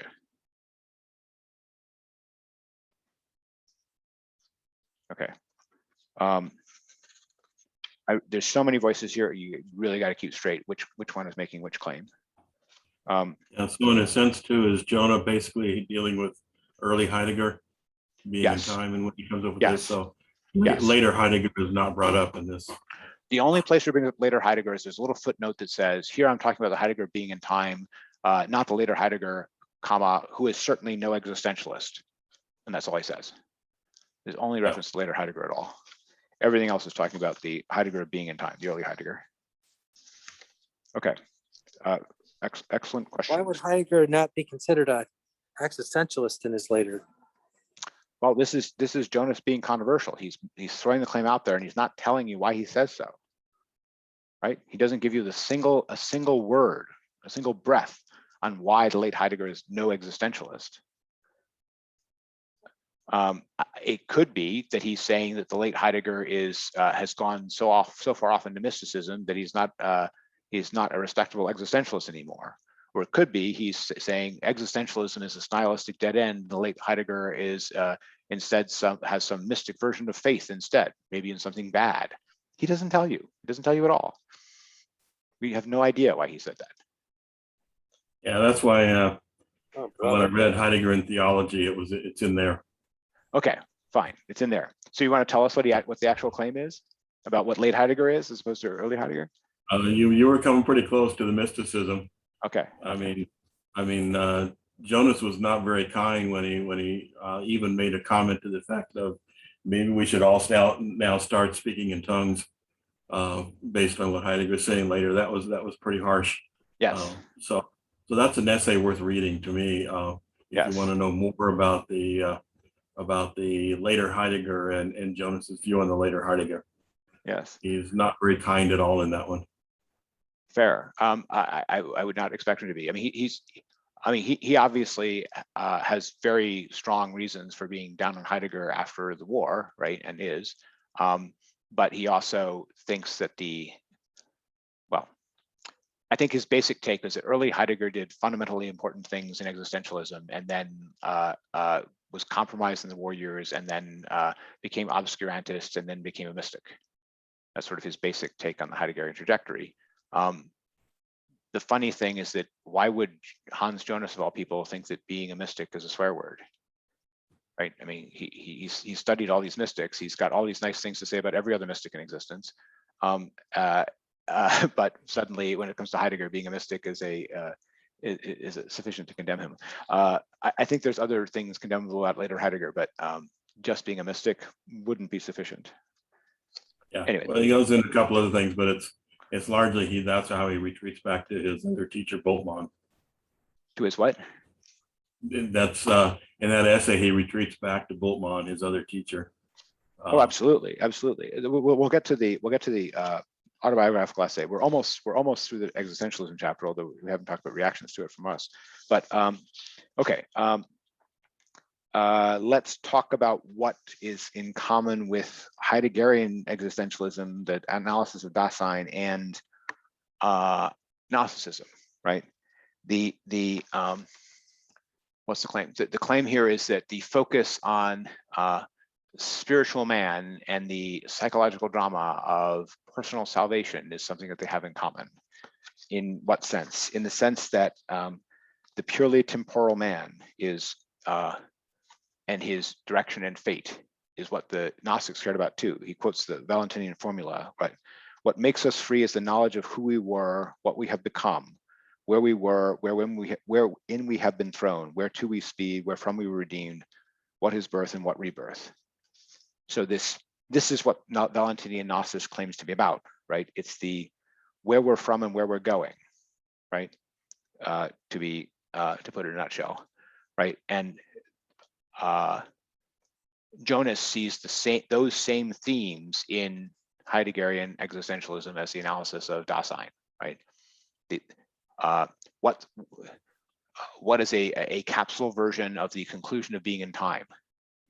We are time pilots who are saturated with care and understand everything in terms of our actual personal possibilities of action. At least if we own ourselves and are responsible for ourselves and aren't just lost in everyday concerns of others, right? Something like that. And that is also the kind of self-focused, spiritual journey-focused cosmic fate, men's situation kind of concern that you find in the Gnostics. And that's the parallel that Jonas is drawing. Now, obviously, in all of that, Heidegger is way less metaphysical or speculative than the Gnostics are. He's not going to tell you stories about the Plemera, and he's not going to, explain how Jesus descending through the seven spheres, poked a hole that you can come out of again if you know the seven magic spells, right? You won't find anything like that in Heidegger. Alas, we might say. No matter how mystic he gets at the end, he never gets that mystic, right? But still, the parallel that Jonas draws towards this sort of temporal ecstasies of Dasein to the things that Valentinian Gnosis cares about, I think is accurate. Yeah, he actually goes pretty definitively there at the bottom of 334 when he Yes. says the term, as far as I can see it, is originally Gnostic, talking about Dasein. Yes, the having been thrown. Pretty Having been firm. thrown. Yes, Yeah, the having been thrown. Yes, Oh. and so people who have read Being Time with us, the thrownness of the having been thrown. Thrownness is itself the state of you are shaped or formed by a having beenness, right? Of which you are not the complete author. You are not the free author, right? You didn't choose the time, the nation, the body, the whatever that into which you were born, right? You didn't determine your early life. You didn't determine your early family. All these things just happened to you, but they made you what you are, and whatever you are now, you are formed by, and to that extent, own your whole past, and of which you are not the free author, right? So whatever you do in the future is going to be determined by and linked up to that past that you didn't make, but you have to fully own it to be who you are and to make a future that's your own, something like that. So this is the attitude towards the fated nature of your situation as an individual, something like that. Yeah, this is exactly the point that I liked of where the Doors picked up Riders in the Storm. Sure. That's why I thought that was one of the best expressions of that in that sense, that being thrown into like a dog without a bone. Yes, there's in that particular pop version of it. There's also the we talked earlier about how the Gnostic can have a fear of the temptations around him, right? And related that to Luther. There's meant to be something haunting in that song that's about the past into which you were thrown may not be a moral thing, may not be a good thing, right? And there's an imaginative transference to the life of the criminal, right? But yeah, leaving aside the popular versions of that, the point of that is that the alienation from one situation that you find in Gnosticism is there in Heidegger, but Heidegger's whole authenticity and morality is about taking ownership of it, if I can put it that way. And you don't necessarily find that in Gnostics. Instead, you find this spiritual freedom above it. And that, in a way, is common to them. They both think that there's something like author of your future, spiritual freedom from necessity in both of them. But if I can put it this way, the Heideggerian version is way more individualistic. Its focus is on the individual, and it's also way more finite. It's focused on care and being towards death, not a transcendent self that will escape time, right? So there are still stark differences between them besides those parallels. This point, we talked about this point he makes on 338, which is this is now Jonas diagnosing Heidegger rather than Heidegger himself. And he's diagnosing that because Heidegger has no notion of eternity, therefore the present is unimportant to him. It's only a link between past and future. That everything that matters is in the future, and the only thing that matters about the present is the decision, and the decision is the choosing which path your future will go down, right? And in that sense, the only importance of the present is which future it realizes. Whereas Jonas says, for the Platonists, the ancient Platonists who had an eternity, there is something like a theoretical contemplation of eternal truth in the present that makes a present more important than a future. And that is on 338. That's the place where Jonas himself is coming through. He's no longer just talking about Nietzsche. He's no longer just talking about nihilism. He's no longer just talking about Heidegger. He's giving you his own piece of philosophy. His own piece of philosophy is something like a theoretical understanding of the eternal is necessary in order to have a home, so to speak. He quotes Nietzsche at the end, "Who has lost what thou hast lost stands nowhere still, where the thing being lost is eternity." So Jonas himself is going to, steer more back towards traditional religion in that respect than Heidegger was willing to do. Okay. Okay, so the next thing is on 338, 339. He's sort of drawing the connection between Gnosticism and the moderns, and basically saying modern existentialism, or the crisis that is responding to, is a more dire situation than the Gnostics were facing. Why? Because at least the Gnostics were facing maybe an enemy cosmos and a demonic cosmos, but at least it was an ensouled cosmos. And an ensouled cosmos, even if it's against you, is still more anthropomorphic, and potentially humanized than a one completely indifferent. This is 339. That nature does not care one way or another is the true abyss. That only man cares in his finitude, facing nothing but death, alone with his contingency, and the objective meaninglessness of his projecting meanings, is a truly unprecedented situation. So this is Jonas himself explaining how he feels or sees the predicament of the modern world, right? He's not disagreeing with the diagnosis of a Sartre or a Nietzsche, and he's not remotely happy about it, if I can put it that way. But that's where he sees modern man whose cosmic view comes from modern science, but whose previous moral traditions are completely incompatible with that cosmic view, and therefore he is without a metaphysical or a moral orientation. That's the situation he sees modern man, modern philosophy is in.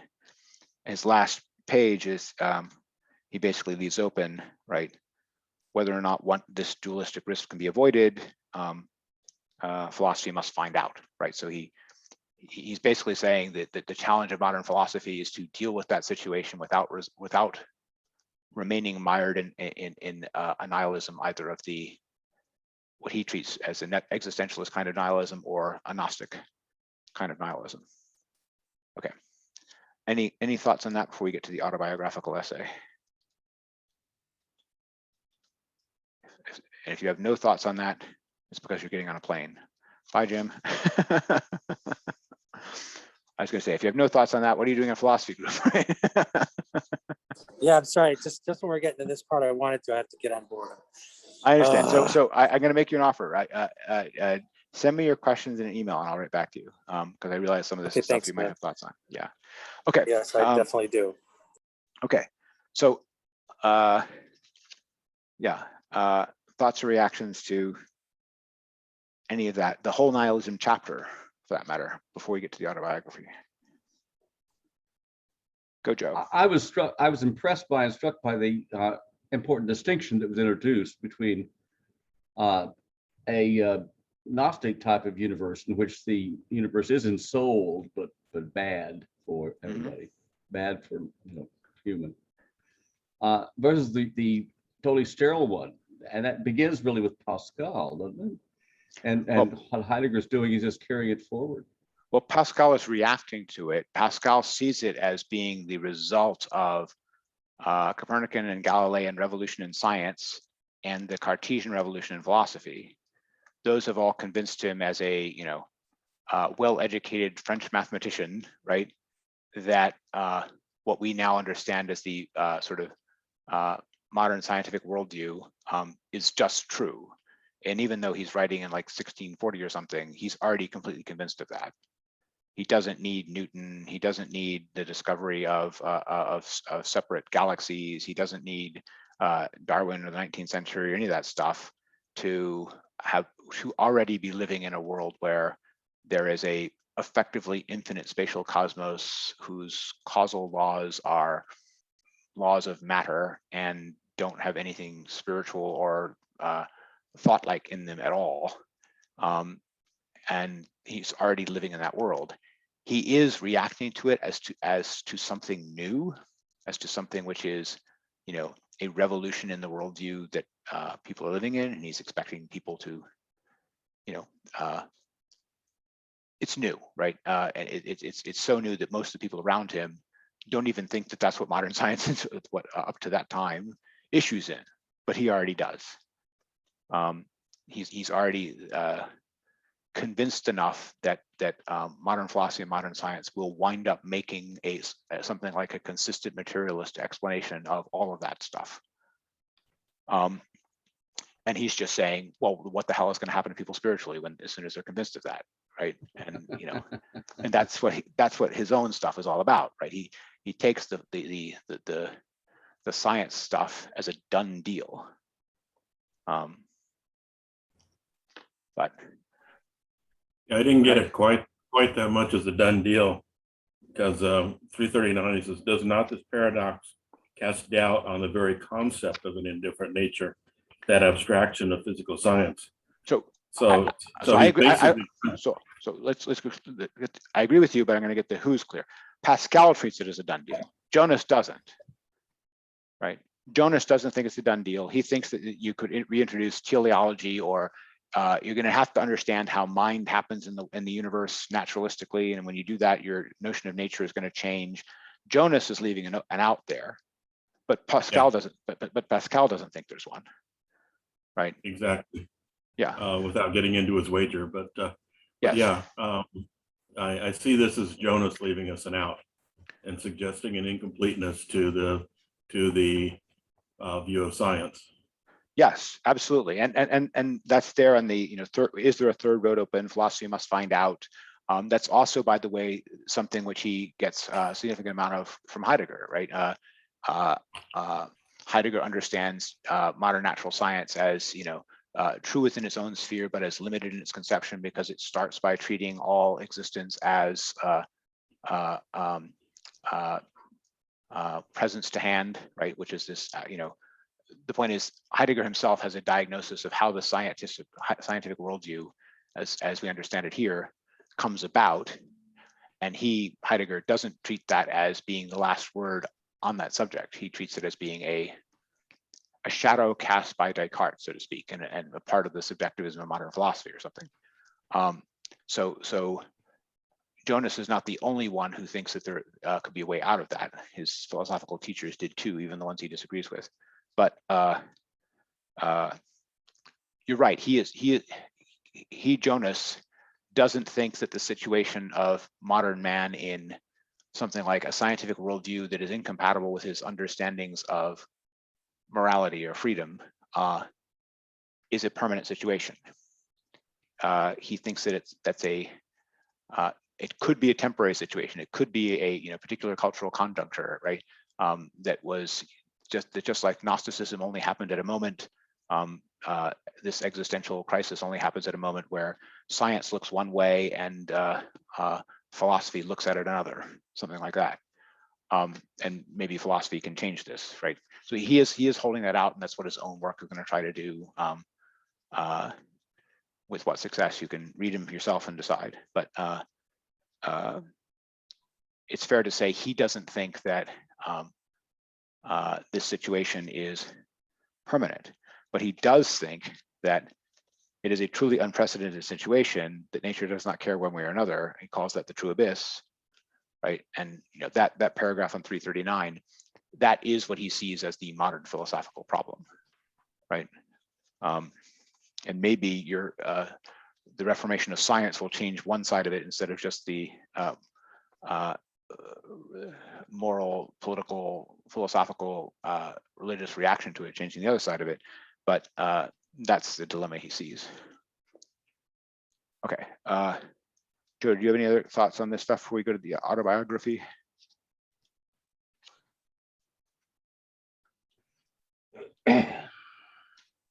Yes, no? Okay.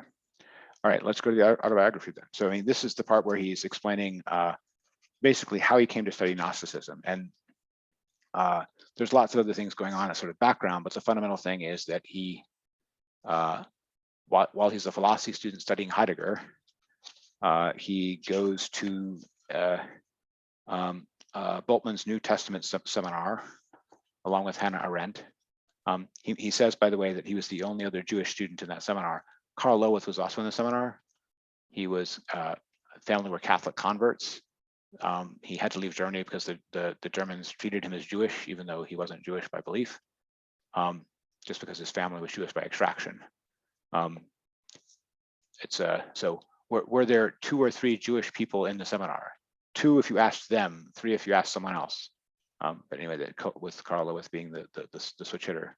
But the point is that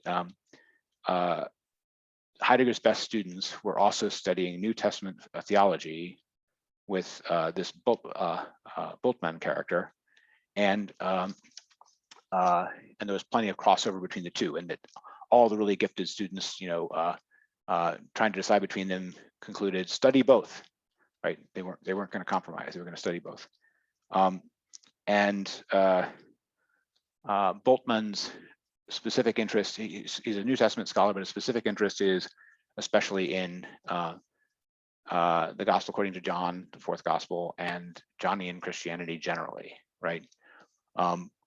Which he's treating as a philosophical position, so to speak, or a theological position that is distinct from Paul and the letters on the one hand, and the other synoptic gospels on the other hand, right? It's its own thing. It's the gospel that talks about, the Logos, and in the beginning was Logos, and the Logos was with God, and the Logos was God, and all these other things which tie back to Platonism and tie back to Stoicism and other things in the time.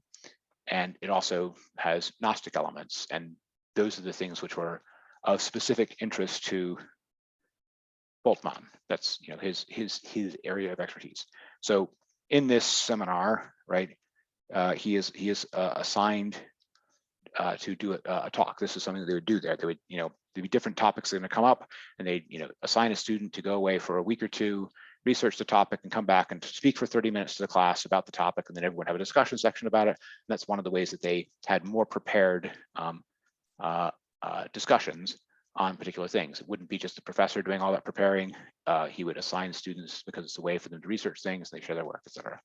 So his particular thing was go find out what knowledge of God or knowing God means in John, right? He's talking about knowing God over here, and but what does he mean, right? When he says knowing, which concept of knowledge is being used here when it's specifically God that is being known. So that was his little seminar assignment, and when Bultmann gave it to him, he thought he was just going to collate the different places where it occurs in the text, and find other places where similar statements are made elsewhere, and give some particular text that they could discuss as a result, and come back with saying knowledge seems to mean this here and not that, and here are some parallels in the Old Testament, here are some parallels in Platonism or whatever, and thought it'd be done in 2 weeks, and it would be a 30-minute talk. And of course, he took much longer to do it, and then spoke for the full 2 hours, and still hadn't gotten through a quarter of the way through his prepared notes. And Bultmann only said like 2 words to him during the lecture, so he was just letting him riff. And afterwards says, "This is really important. You must go on with it," right? And so it turns into his dissertation. So, and he's not writing his dissertation with Bultmann. He's writing his dissertation under Heidegger, but he wants to do his dissertation on Heidegger on a seminar topic assigned to him in the New Testament seminar. So, but Heidegger is perfectly agreeable for doing this. He thinks, it would be a good topic, talk about this concept of knowledge and knowing, in the specific case of knowing God in this one thing, and you can do a philosophy dissertation on it, and we'll get Bultmann to be one of the referees on the committee. So you're going to have 2 out of 3 between me and him, and you're going to pass. Basically, that's what the subtext is, right? So he gets to do his philosophy degree, his philosophy PhD on the concept of knowing God in the Gospel according to John, basically. But as soon as he goes off and starts doing it, he's like, it keeps growing under his hands, and it can't be restricted to one gospel. It has to be this, what Gnosis means more generally in the whole era. And that turns into bringing in Gnosticism itself and understanding, faith versus knowledge as different standards in religion, and et cetera, et cetera, et cetera. So it turns into his monograph, his first German monograph on Gnosticism, knowing, and the spirit of late antiquity, right? And he finishes this and is ready to defend at a very convenient time, 1933, right? So there's no question of actually getting his PhD at this point, right? He submits the thing, he sends the book out to the publishers, and he gets on it, and he travels to England, right? As the Nazis are coming to power, right? And as he put it, he vowed not to return to Germany except in the uniform of a conquering army. That's the way in which he left in 33. And he is true to his word. He goes to, after England, he goes to Jerusalem, works there for much of the war, volunteers for the British Army while he's in Palestine, and winds up serving in the British artillery during the war, and comes back to Germany in 45 as a British artillery sergeant.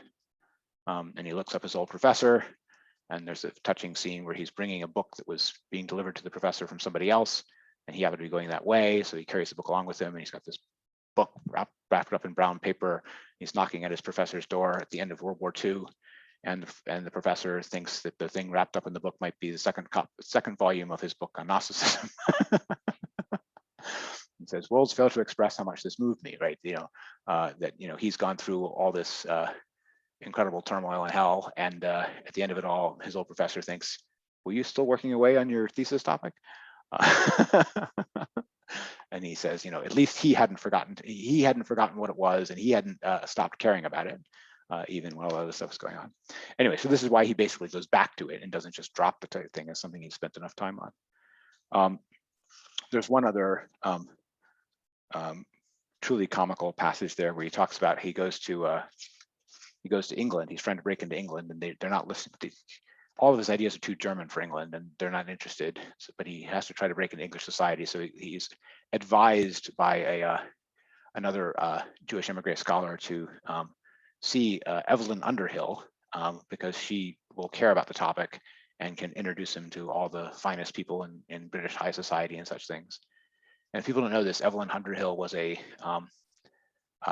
she wrote on mysticism. She wrote some fiction on mysticism. She was kind of a Madame Blavatsky character of a sorts. She was a little bit of she was a mystic and semi-spiritual, slightly nutty old bird, right? And by the time this is happening, she's well on, right? She's well past her prime. She's near the end of her life, but she's still this an important society maven in such circles. So he goes to the tea party with her, and very politely goes around to everyone, gets to him and says, "So, Jonas, you're working on Gnosticism?" He says, "Yes, I am." She says, "That must be very interesting." Goes on to the next person, on another word. So the point of this is just that it's not easy to break into British high society, and you'll be treated very superficially as a performing bear. It didn't really work. Anyway, that's just a comical touch. But okay, he also explains what the intellectual environment was at the time, and that the people who really influenced him, he talks about early influences from Jewish prophets, Kant and Buber, and before he even went to university, and then at university, it was all Husserl and Heidegger, and then the Bultmann Seminar. And those are sort of the things which really influenced him. He says by the time he got back to Germany, he visited with Karl Jaspers as well as Bultmann, but not Heidegger. He had broken with Heidegger by then because of the war, or rather because of Heidegger's behavior during the war. Okay, so that's the outline of the autobiography. Questions about it? Definitely wanted people to read this because I think there's like a Go ahead, please. Hi. Yeah, I think that there's not like a thesis that I forget who holds it, that the British move towards analytical philosophy was like a reaction in the Cold War and a reaction against Germany, and so that there was this like height, like this, like you could only really do analytical philosophical work in Britain. Like it wasn't really acceptable anymore to do German or continental work, and so that was kind of like not really like, that was looked down upon and wasn't like allowed in a way. I think the British move to analytic philosophy was earlier than that. I think it was already there by the 20s, if not like turn of the century. I'm thinking of people like Russell and Whitehead and so on, but even people like Wittgenstein, although he is continental in some respects. But that was the kind of philosophy group.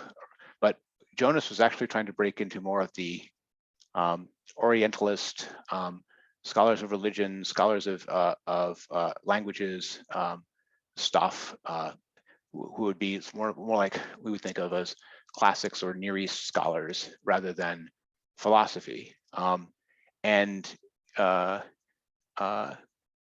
terms of what was active in the British Academy, it was a lot of positivism, a lot of logical analytic philosophy, with the curious addition of Wittgenstein, who is very much in that tradition, but also not quite of it, because he's also interested in all this linguistic philosophy stuff, and he's got his mystical continental note about him at times.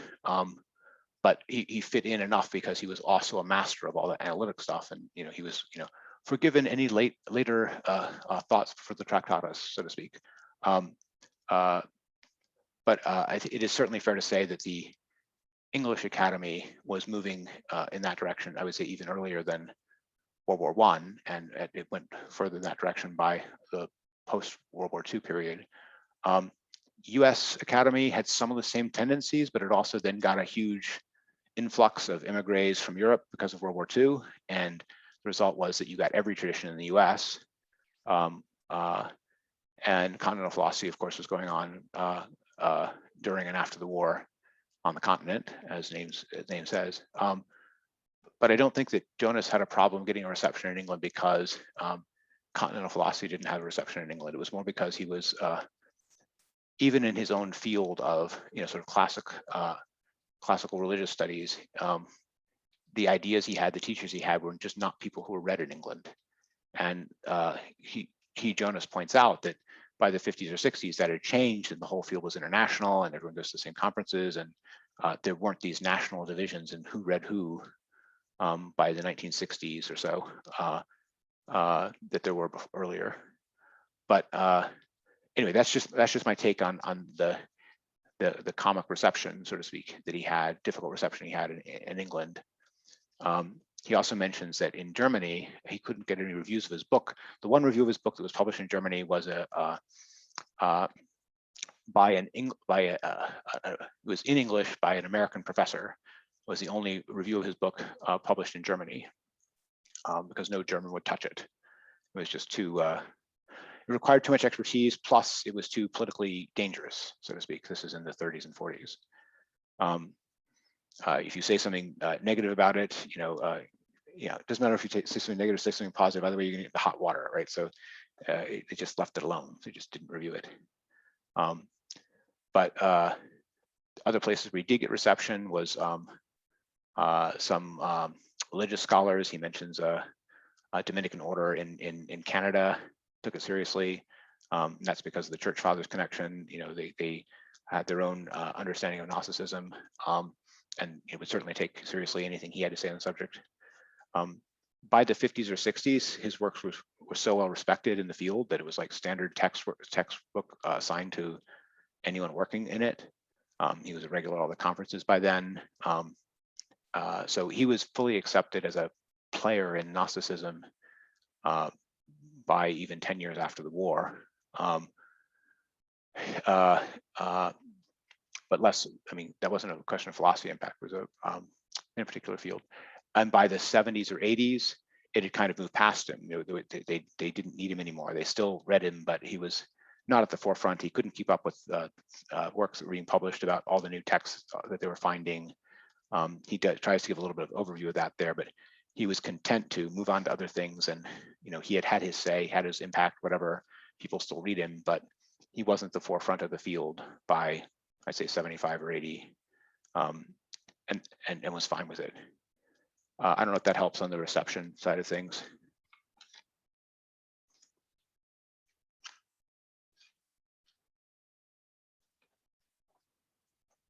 Yes, no?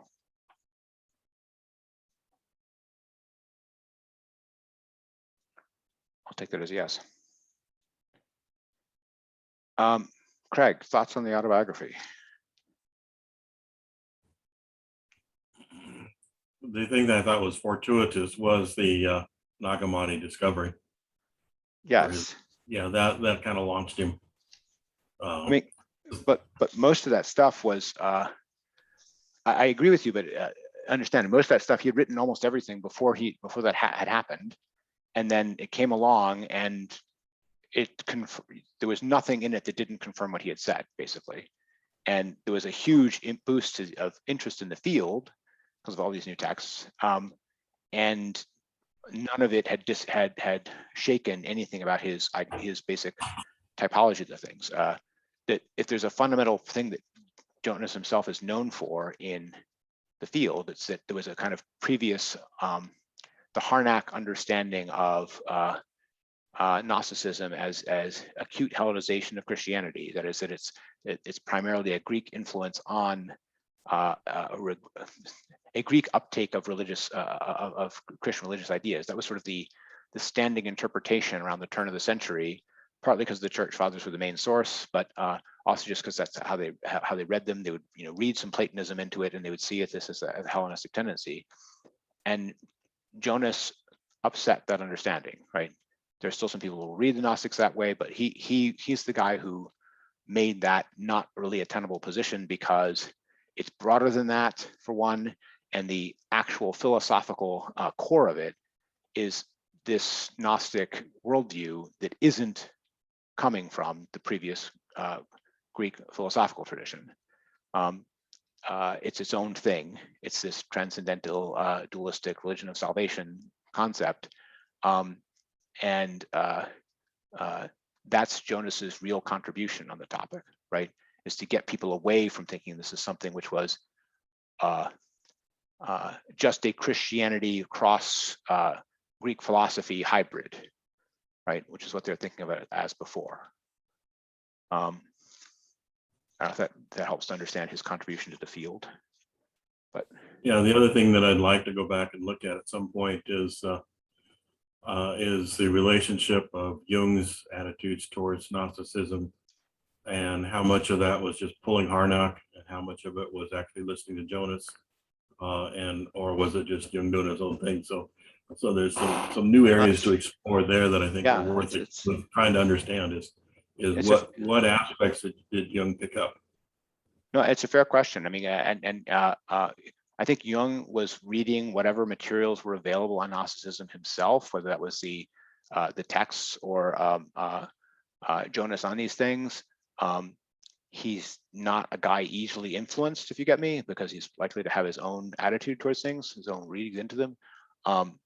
But I do think it's fair to say that he was open to it being more than just Harnack. He was open to it being more than just Greek philosophy across Christianity, or being its own thing, and was expecting to find psychologically rich material there, something like that. But beyond that, I don't know enough about his particular reception of it. I do find when I read, Jung, without particularly looking for the Gnostics, but that he tends to talk about them in ways which are more like he wants what the Gnostics to be than necessarily what the Gnostics are according to Jonas or according to modern scholarship. There's definitely overlap between the two, but there's times when I see Jung's concept of Gnosticism as more like an idealization of a philosophically open and religious imagery rich early Christianity, an idealization of what that might have been, rather than Mandean doctrine or Mani's doctrine or Valentinian Gnosticism. I do think there are things in Valentinian systems that are, a rich field for Jungian analysis, if you get me. But did he do that, and did he do it rigorously himself, or is it something that should still be done? I don't know. I don't know Jung well enough. It's not that I don't know. Most people have the problem, they don't know Valentinian Gnosticism well enough, but they know Jung well. I have the opposite problem. I know Jung, the Gnosticism doctrine well, and can see all its Neoplatonic parallels, but my Jung is thin. I've read, I think I've read 4 or 5 books of Jung, including Archetypes and Aeon, but haven't focused on his reading of Gnostics in particular. Yeah, I got the sense that he found it a little bit dry, which is why he moved over to alchemy. Yes. And that it didn't pan out to what he wanted it to pan out to be. And those of Jungian ilk that pick up on Gnosticism, such as Stephen Heller, don't seem to have understood Gnosticism in the same vein that Jonas presented it. Yeah. Same thing with Elaine Pat-Jules and Karen Armstrong. They've not done the scholarship there. I believe you. I mean, I can't verify it myself, but I believe you. It seems like a common enough thing to do in this area. Okay, were there other things about the autobiography? Joe, questions or thoughts on any of it? You're good? All right. The last thing we can do is sum up. We'd love to have Jim here for this, but this is our last section on reading a large book. We've done 4 sessions on it. We can have overall reactions to Gnosticism, the topic or the book, or either one. We've had some of this, honestly, in the past couple of sessions. People talking about how it's, not what they thought it would be going in, and what was or wasn't striking about it. I don't know how much postmortem we need, but if people want to give their thoughts about the whole experience of reading this stuff over the last 4 sessions, the floor is open. Go, Joe. Well, I was aware of it as an historical phenomenon, mostly through these secondary references by Christian writers who were condemning it. And I've just been, quite delighted to be exposed to a nice scholarly presentation of what this whole thing was all about, and especially it's Persian and Indian and Middle Eastern Syrian, versions, how it arose.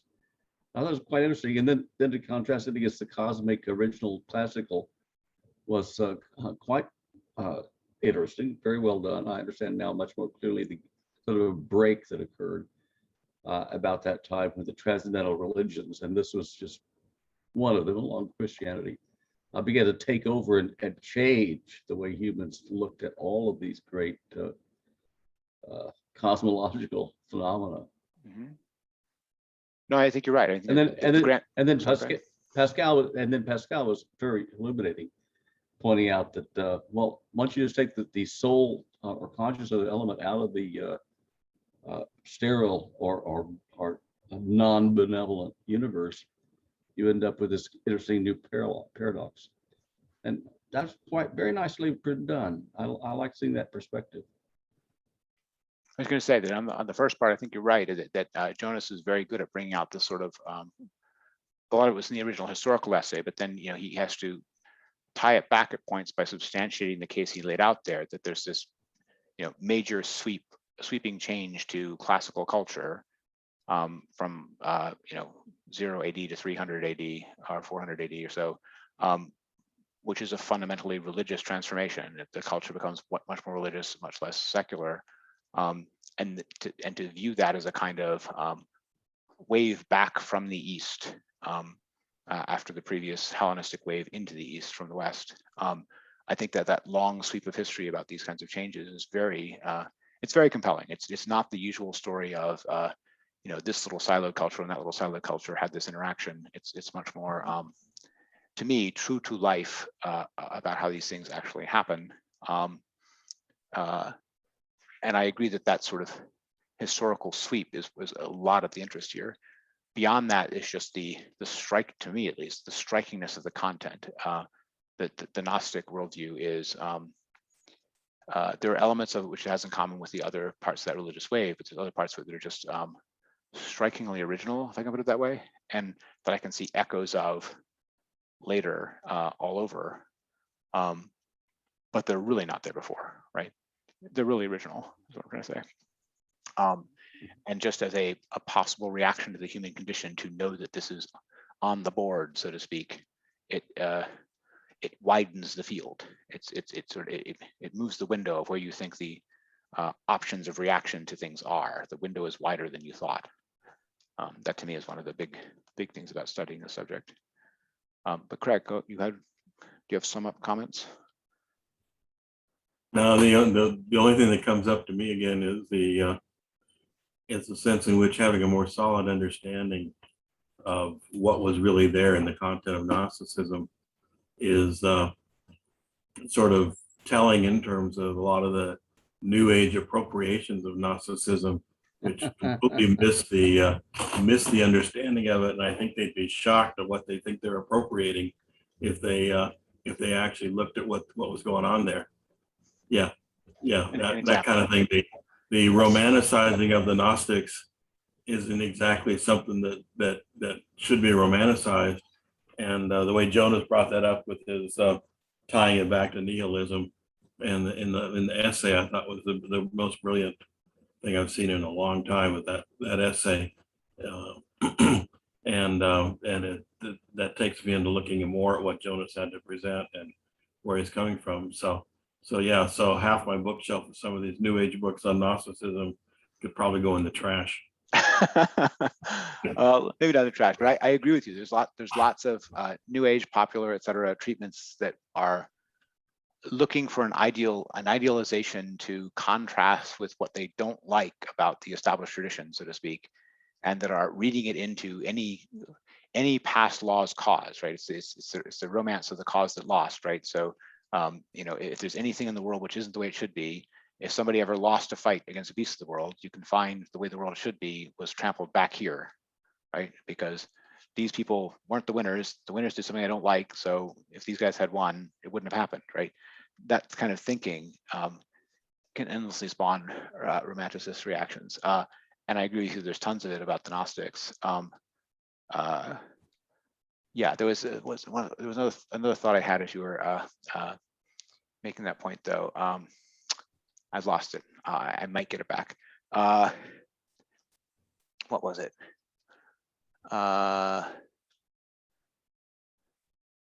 Nope, I lost it. Sorry. I'll share it with you next time. Maybe. Well, even Jung himself had some issues with his father, the rigid Protestant preacher. So I've just started going through some of the black books to see what's in there, to examine it without the filters that other people put on it. And it'd be interesting to see where it comes out after having read Jonas. But I think Jung even had some of that same sense. He's not going to go down the path that his father rigidly upholds, and he had to find some alternatives to that. I recovered it while you were talking. It wasn't anything you said, but I did remember what the other thing you want to say. So this, you mentioned how striking the last essay is for noticing these parallels between Gnosticism and nihilism, and I certainly agree with you, especially compared to the romanticizations about Gnosticism. It's necessary corrective. I entirely agree. The other thing I noticed, though, is that the reason that Jonas can make this connection is he knows existentialism well, because he studied it, and he knows Gnosticism well because he studied it. So of course he's going to notice the parallels between them better than anybody else, right? And it's like the Penrose joke, right? There's only two things Roger Penrose doesn't understand, right? The mind and quantum gravity. So he writes a book about quantum gravity in the mind to prove that they're the same thing, because this manages to reduce the number of things that about which he doesn't know anything by 50%, right? So yeah, you get the point. Yeah, so I agree that it's striking. I also think that even if there weren't parallels between Gnosticism and nihilism, Jonas would have noticed some, right? I think there are more there than that. It's not just a happenstance, but of course he was going to notice everything about them that was common. I think there are times in which he's a little bit unfair to Heidegger, especially early Heidegger. He certainly learned a lot from him, obviously, but he's occasionally willing to take the cheap shot, if I put it this way. Not without cause in terms of motivation, but sometimes without a justification in terms of the content of the point being made. Heidegger is certainly not Nietzsche on these points, for example, and his analysis temporality of Dasein in particular is it may suffer from the loss of eternity in the way that Jonas says, but it's not Gnostic at bottom. Just isn't. Anyway, it's got too much. So when you get to the other essay on Heidegger and theology, Heidegger the one that I theology? sent to the PDF, you'll revise your a few cheap shots into more than a few cheap shots. More than a few cheap shots. Okay. Yeah. I mean, the what's the key thing? The key thing is that in Heidegger, there is a mystical element, but there's also a sense in which he is taking the place that previously was occupied by something like this, a piety of thought or thoughtful piety, something like that, and he's replacing it to something just like a truthfulness about being. And this drives lots of people nutty because it sounds so mystical and content free to them. It's not content free for him, right? Being is a hard concept in Heidegger, but it's not so amorphous that everything is sitting inside of it. And he does have this kind of piety of thought attitude towards there's something morally significant in just truthfully recording what human beings manage to experience about being, something like that. And it's entirely possible to take issue with that morality or to reject it or anything like that, but it's there, and it's very clear that it's Heidegger's actual standard. The only standard that's the standard he's holding himself to. And lots of people who just don't agree with that standard just pretend that it isn't there or that it isn't what he's doing. But it's very clearly there, and it's very clear what he's doing. Anyway, that's what I mean by the occasional cheap shots. But I will look at the essay you talk about and see if he can substantiate more of it. Okay. I think that we've gotten through what we want to talk about for the Jonas. I want to mention briefly that we're doing this next, and I want to see about times because I know, yes, that one, in and out.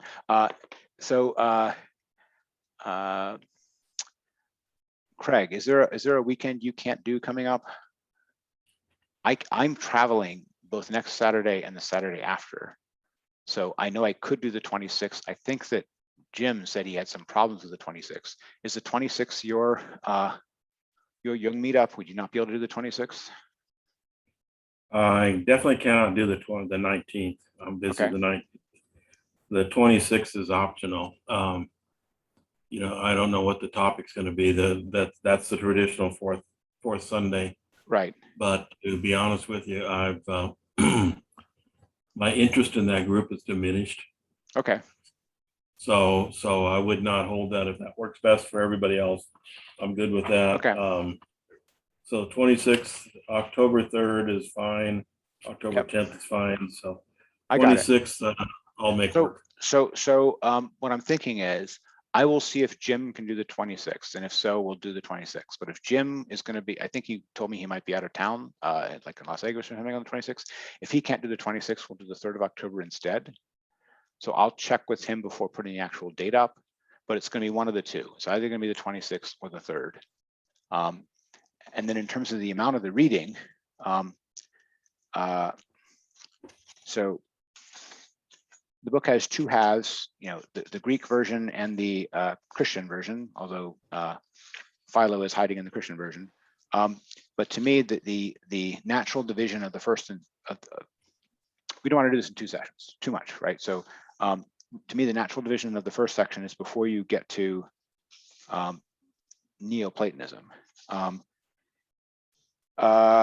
So the real question is, do we do 2nd century Platonism together with the others. I think there's no getting around the fact that at least one of these times we're going to wind up doing 100 pages. So my inclination is to do chapters 1 through 4 next time. That would leave until the second session doing Plotinus and the true Neoplatonist version of all this stuff. But that's envisioning that we could do this in probably 3 sessions or so, maybe 4. So that's down to page 102, right? There's a whole introduction which you can read or skip, I would say, but the Greek stuff starts on 13, so it's only 90 pages if you skip the front matter. If you want to read the whole introduction, you're adding 12 to it. But I think that that's what the reading is going to be. So this is early Greek philosophy and Plato, the Neo-Pythagorean revival, Middle Platonism, and the Hermeticists. That's the Hermes Trismegistus. And then chapter 4 is 2nd century Platonism with 3 particular people. This is the closest you get to the Gnostics. Basilides in particular is someone who we've heard mentioned along with the Gnostics. But all of these are, some of them foreshadow some of the things in Neoplatonism, but all of them are for Plotinus proper. So they're not really Neoplatonism. They're really Middle Platonism, Pythagoreanism, etc. There's one other thing I want to mention, which is that there's a source text that all these people wind up talking about, especially on the Platonic side of things, which is from Plato's Parmenides. Plato's Parmenides is a relatively long thing. It's got a whole early section, which is young Socrates talking with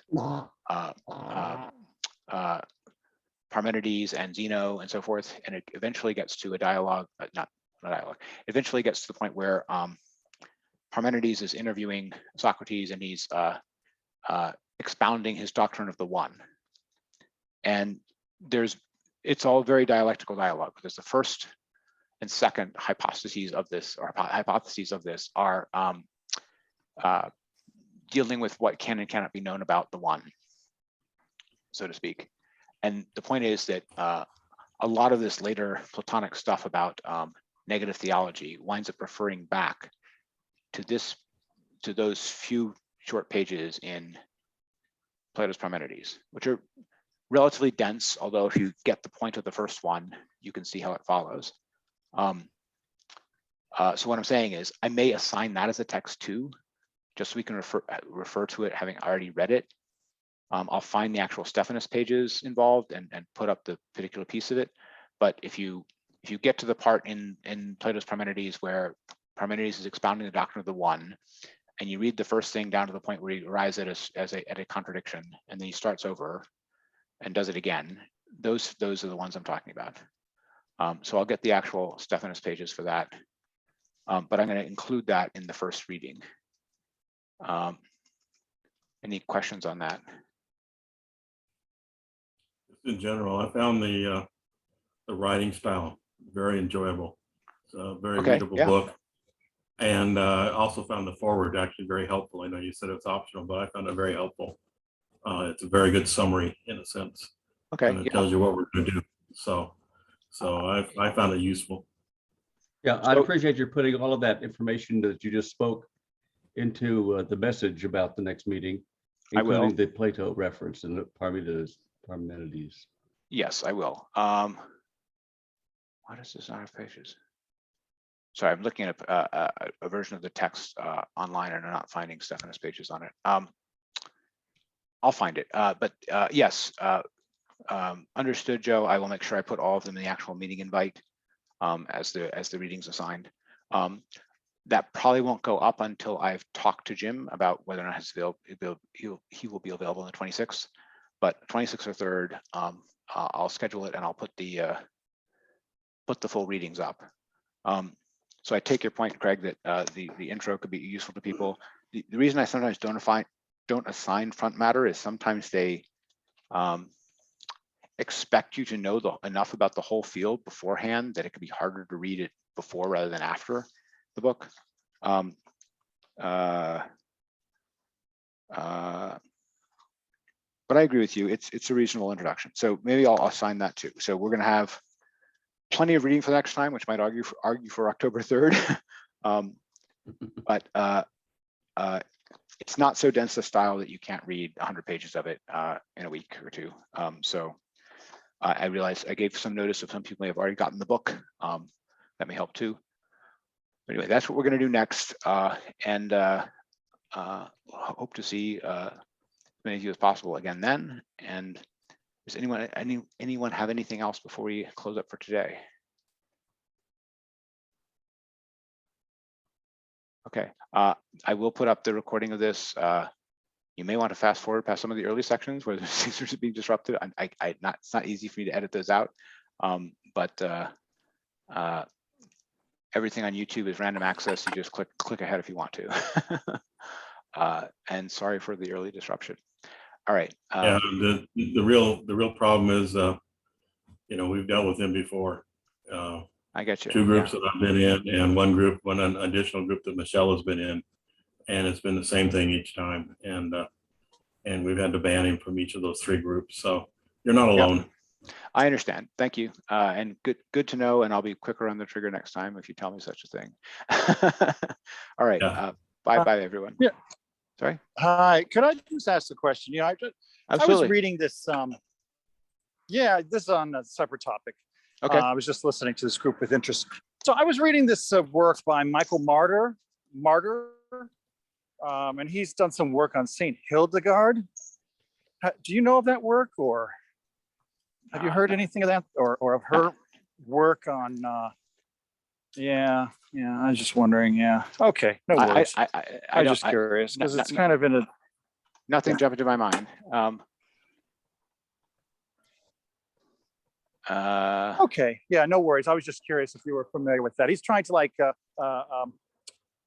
reunite a kind of interest in her work, her theological and philosophical work, but no one's really heard of it, so I was just curious. Okay, no worries. Fair enough. There's other And people where you would could I have brought find up. this on YouTube? What group would I find this? So fair question. So it's my own channel, which is only putting up content from this group. Jason Cawley, my name is the only thing for the name of the channel. On all the past meetups, I put up a link after it's uploaded for the YouTube. If you go to past meetups on Meetup site, you'll find them. They're just down below in the comment section. And I'll do the same thing this time. I'll put it as a comment to this video, to this meetup on a Meetup site with a link to it. But once you've linked to one of them, you can subscribe on YouTube if you want to. It's a pretty small channel. All it has is about the last 9 months or so of our meetups now, maybe a little longer. Okay, wonderful. Yeah. Yep. All right. Thank you. Wonderful. So I can get up to speed. Thank you so much. Thank you. Okay. Yeah. Okay. See you guys.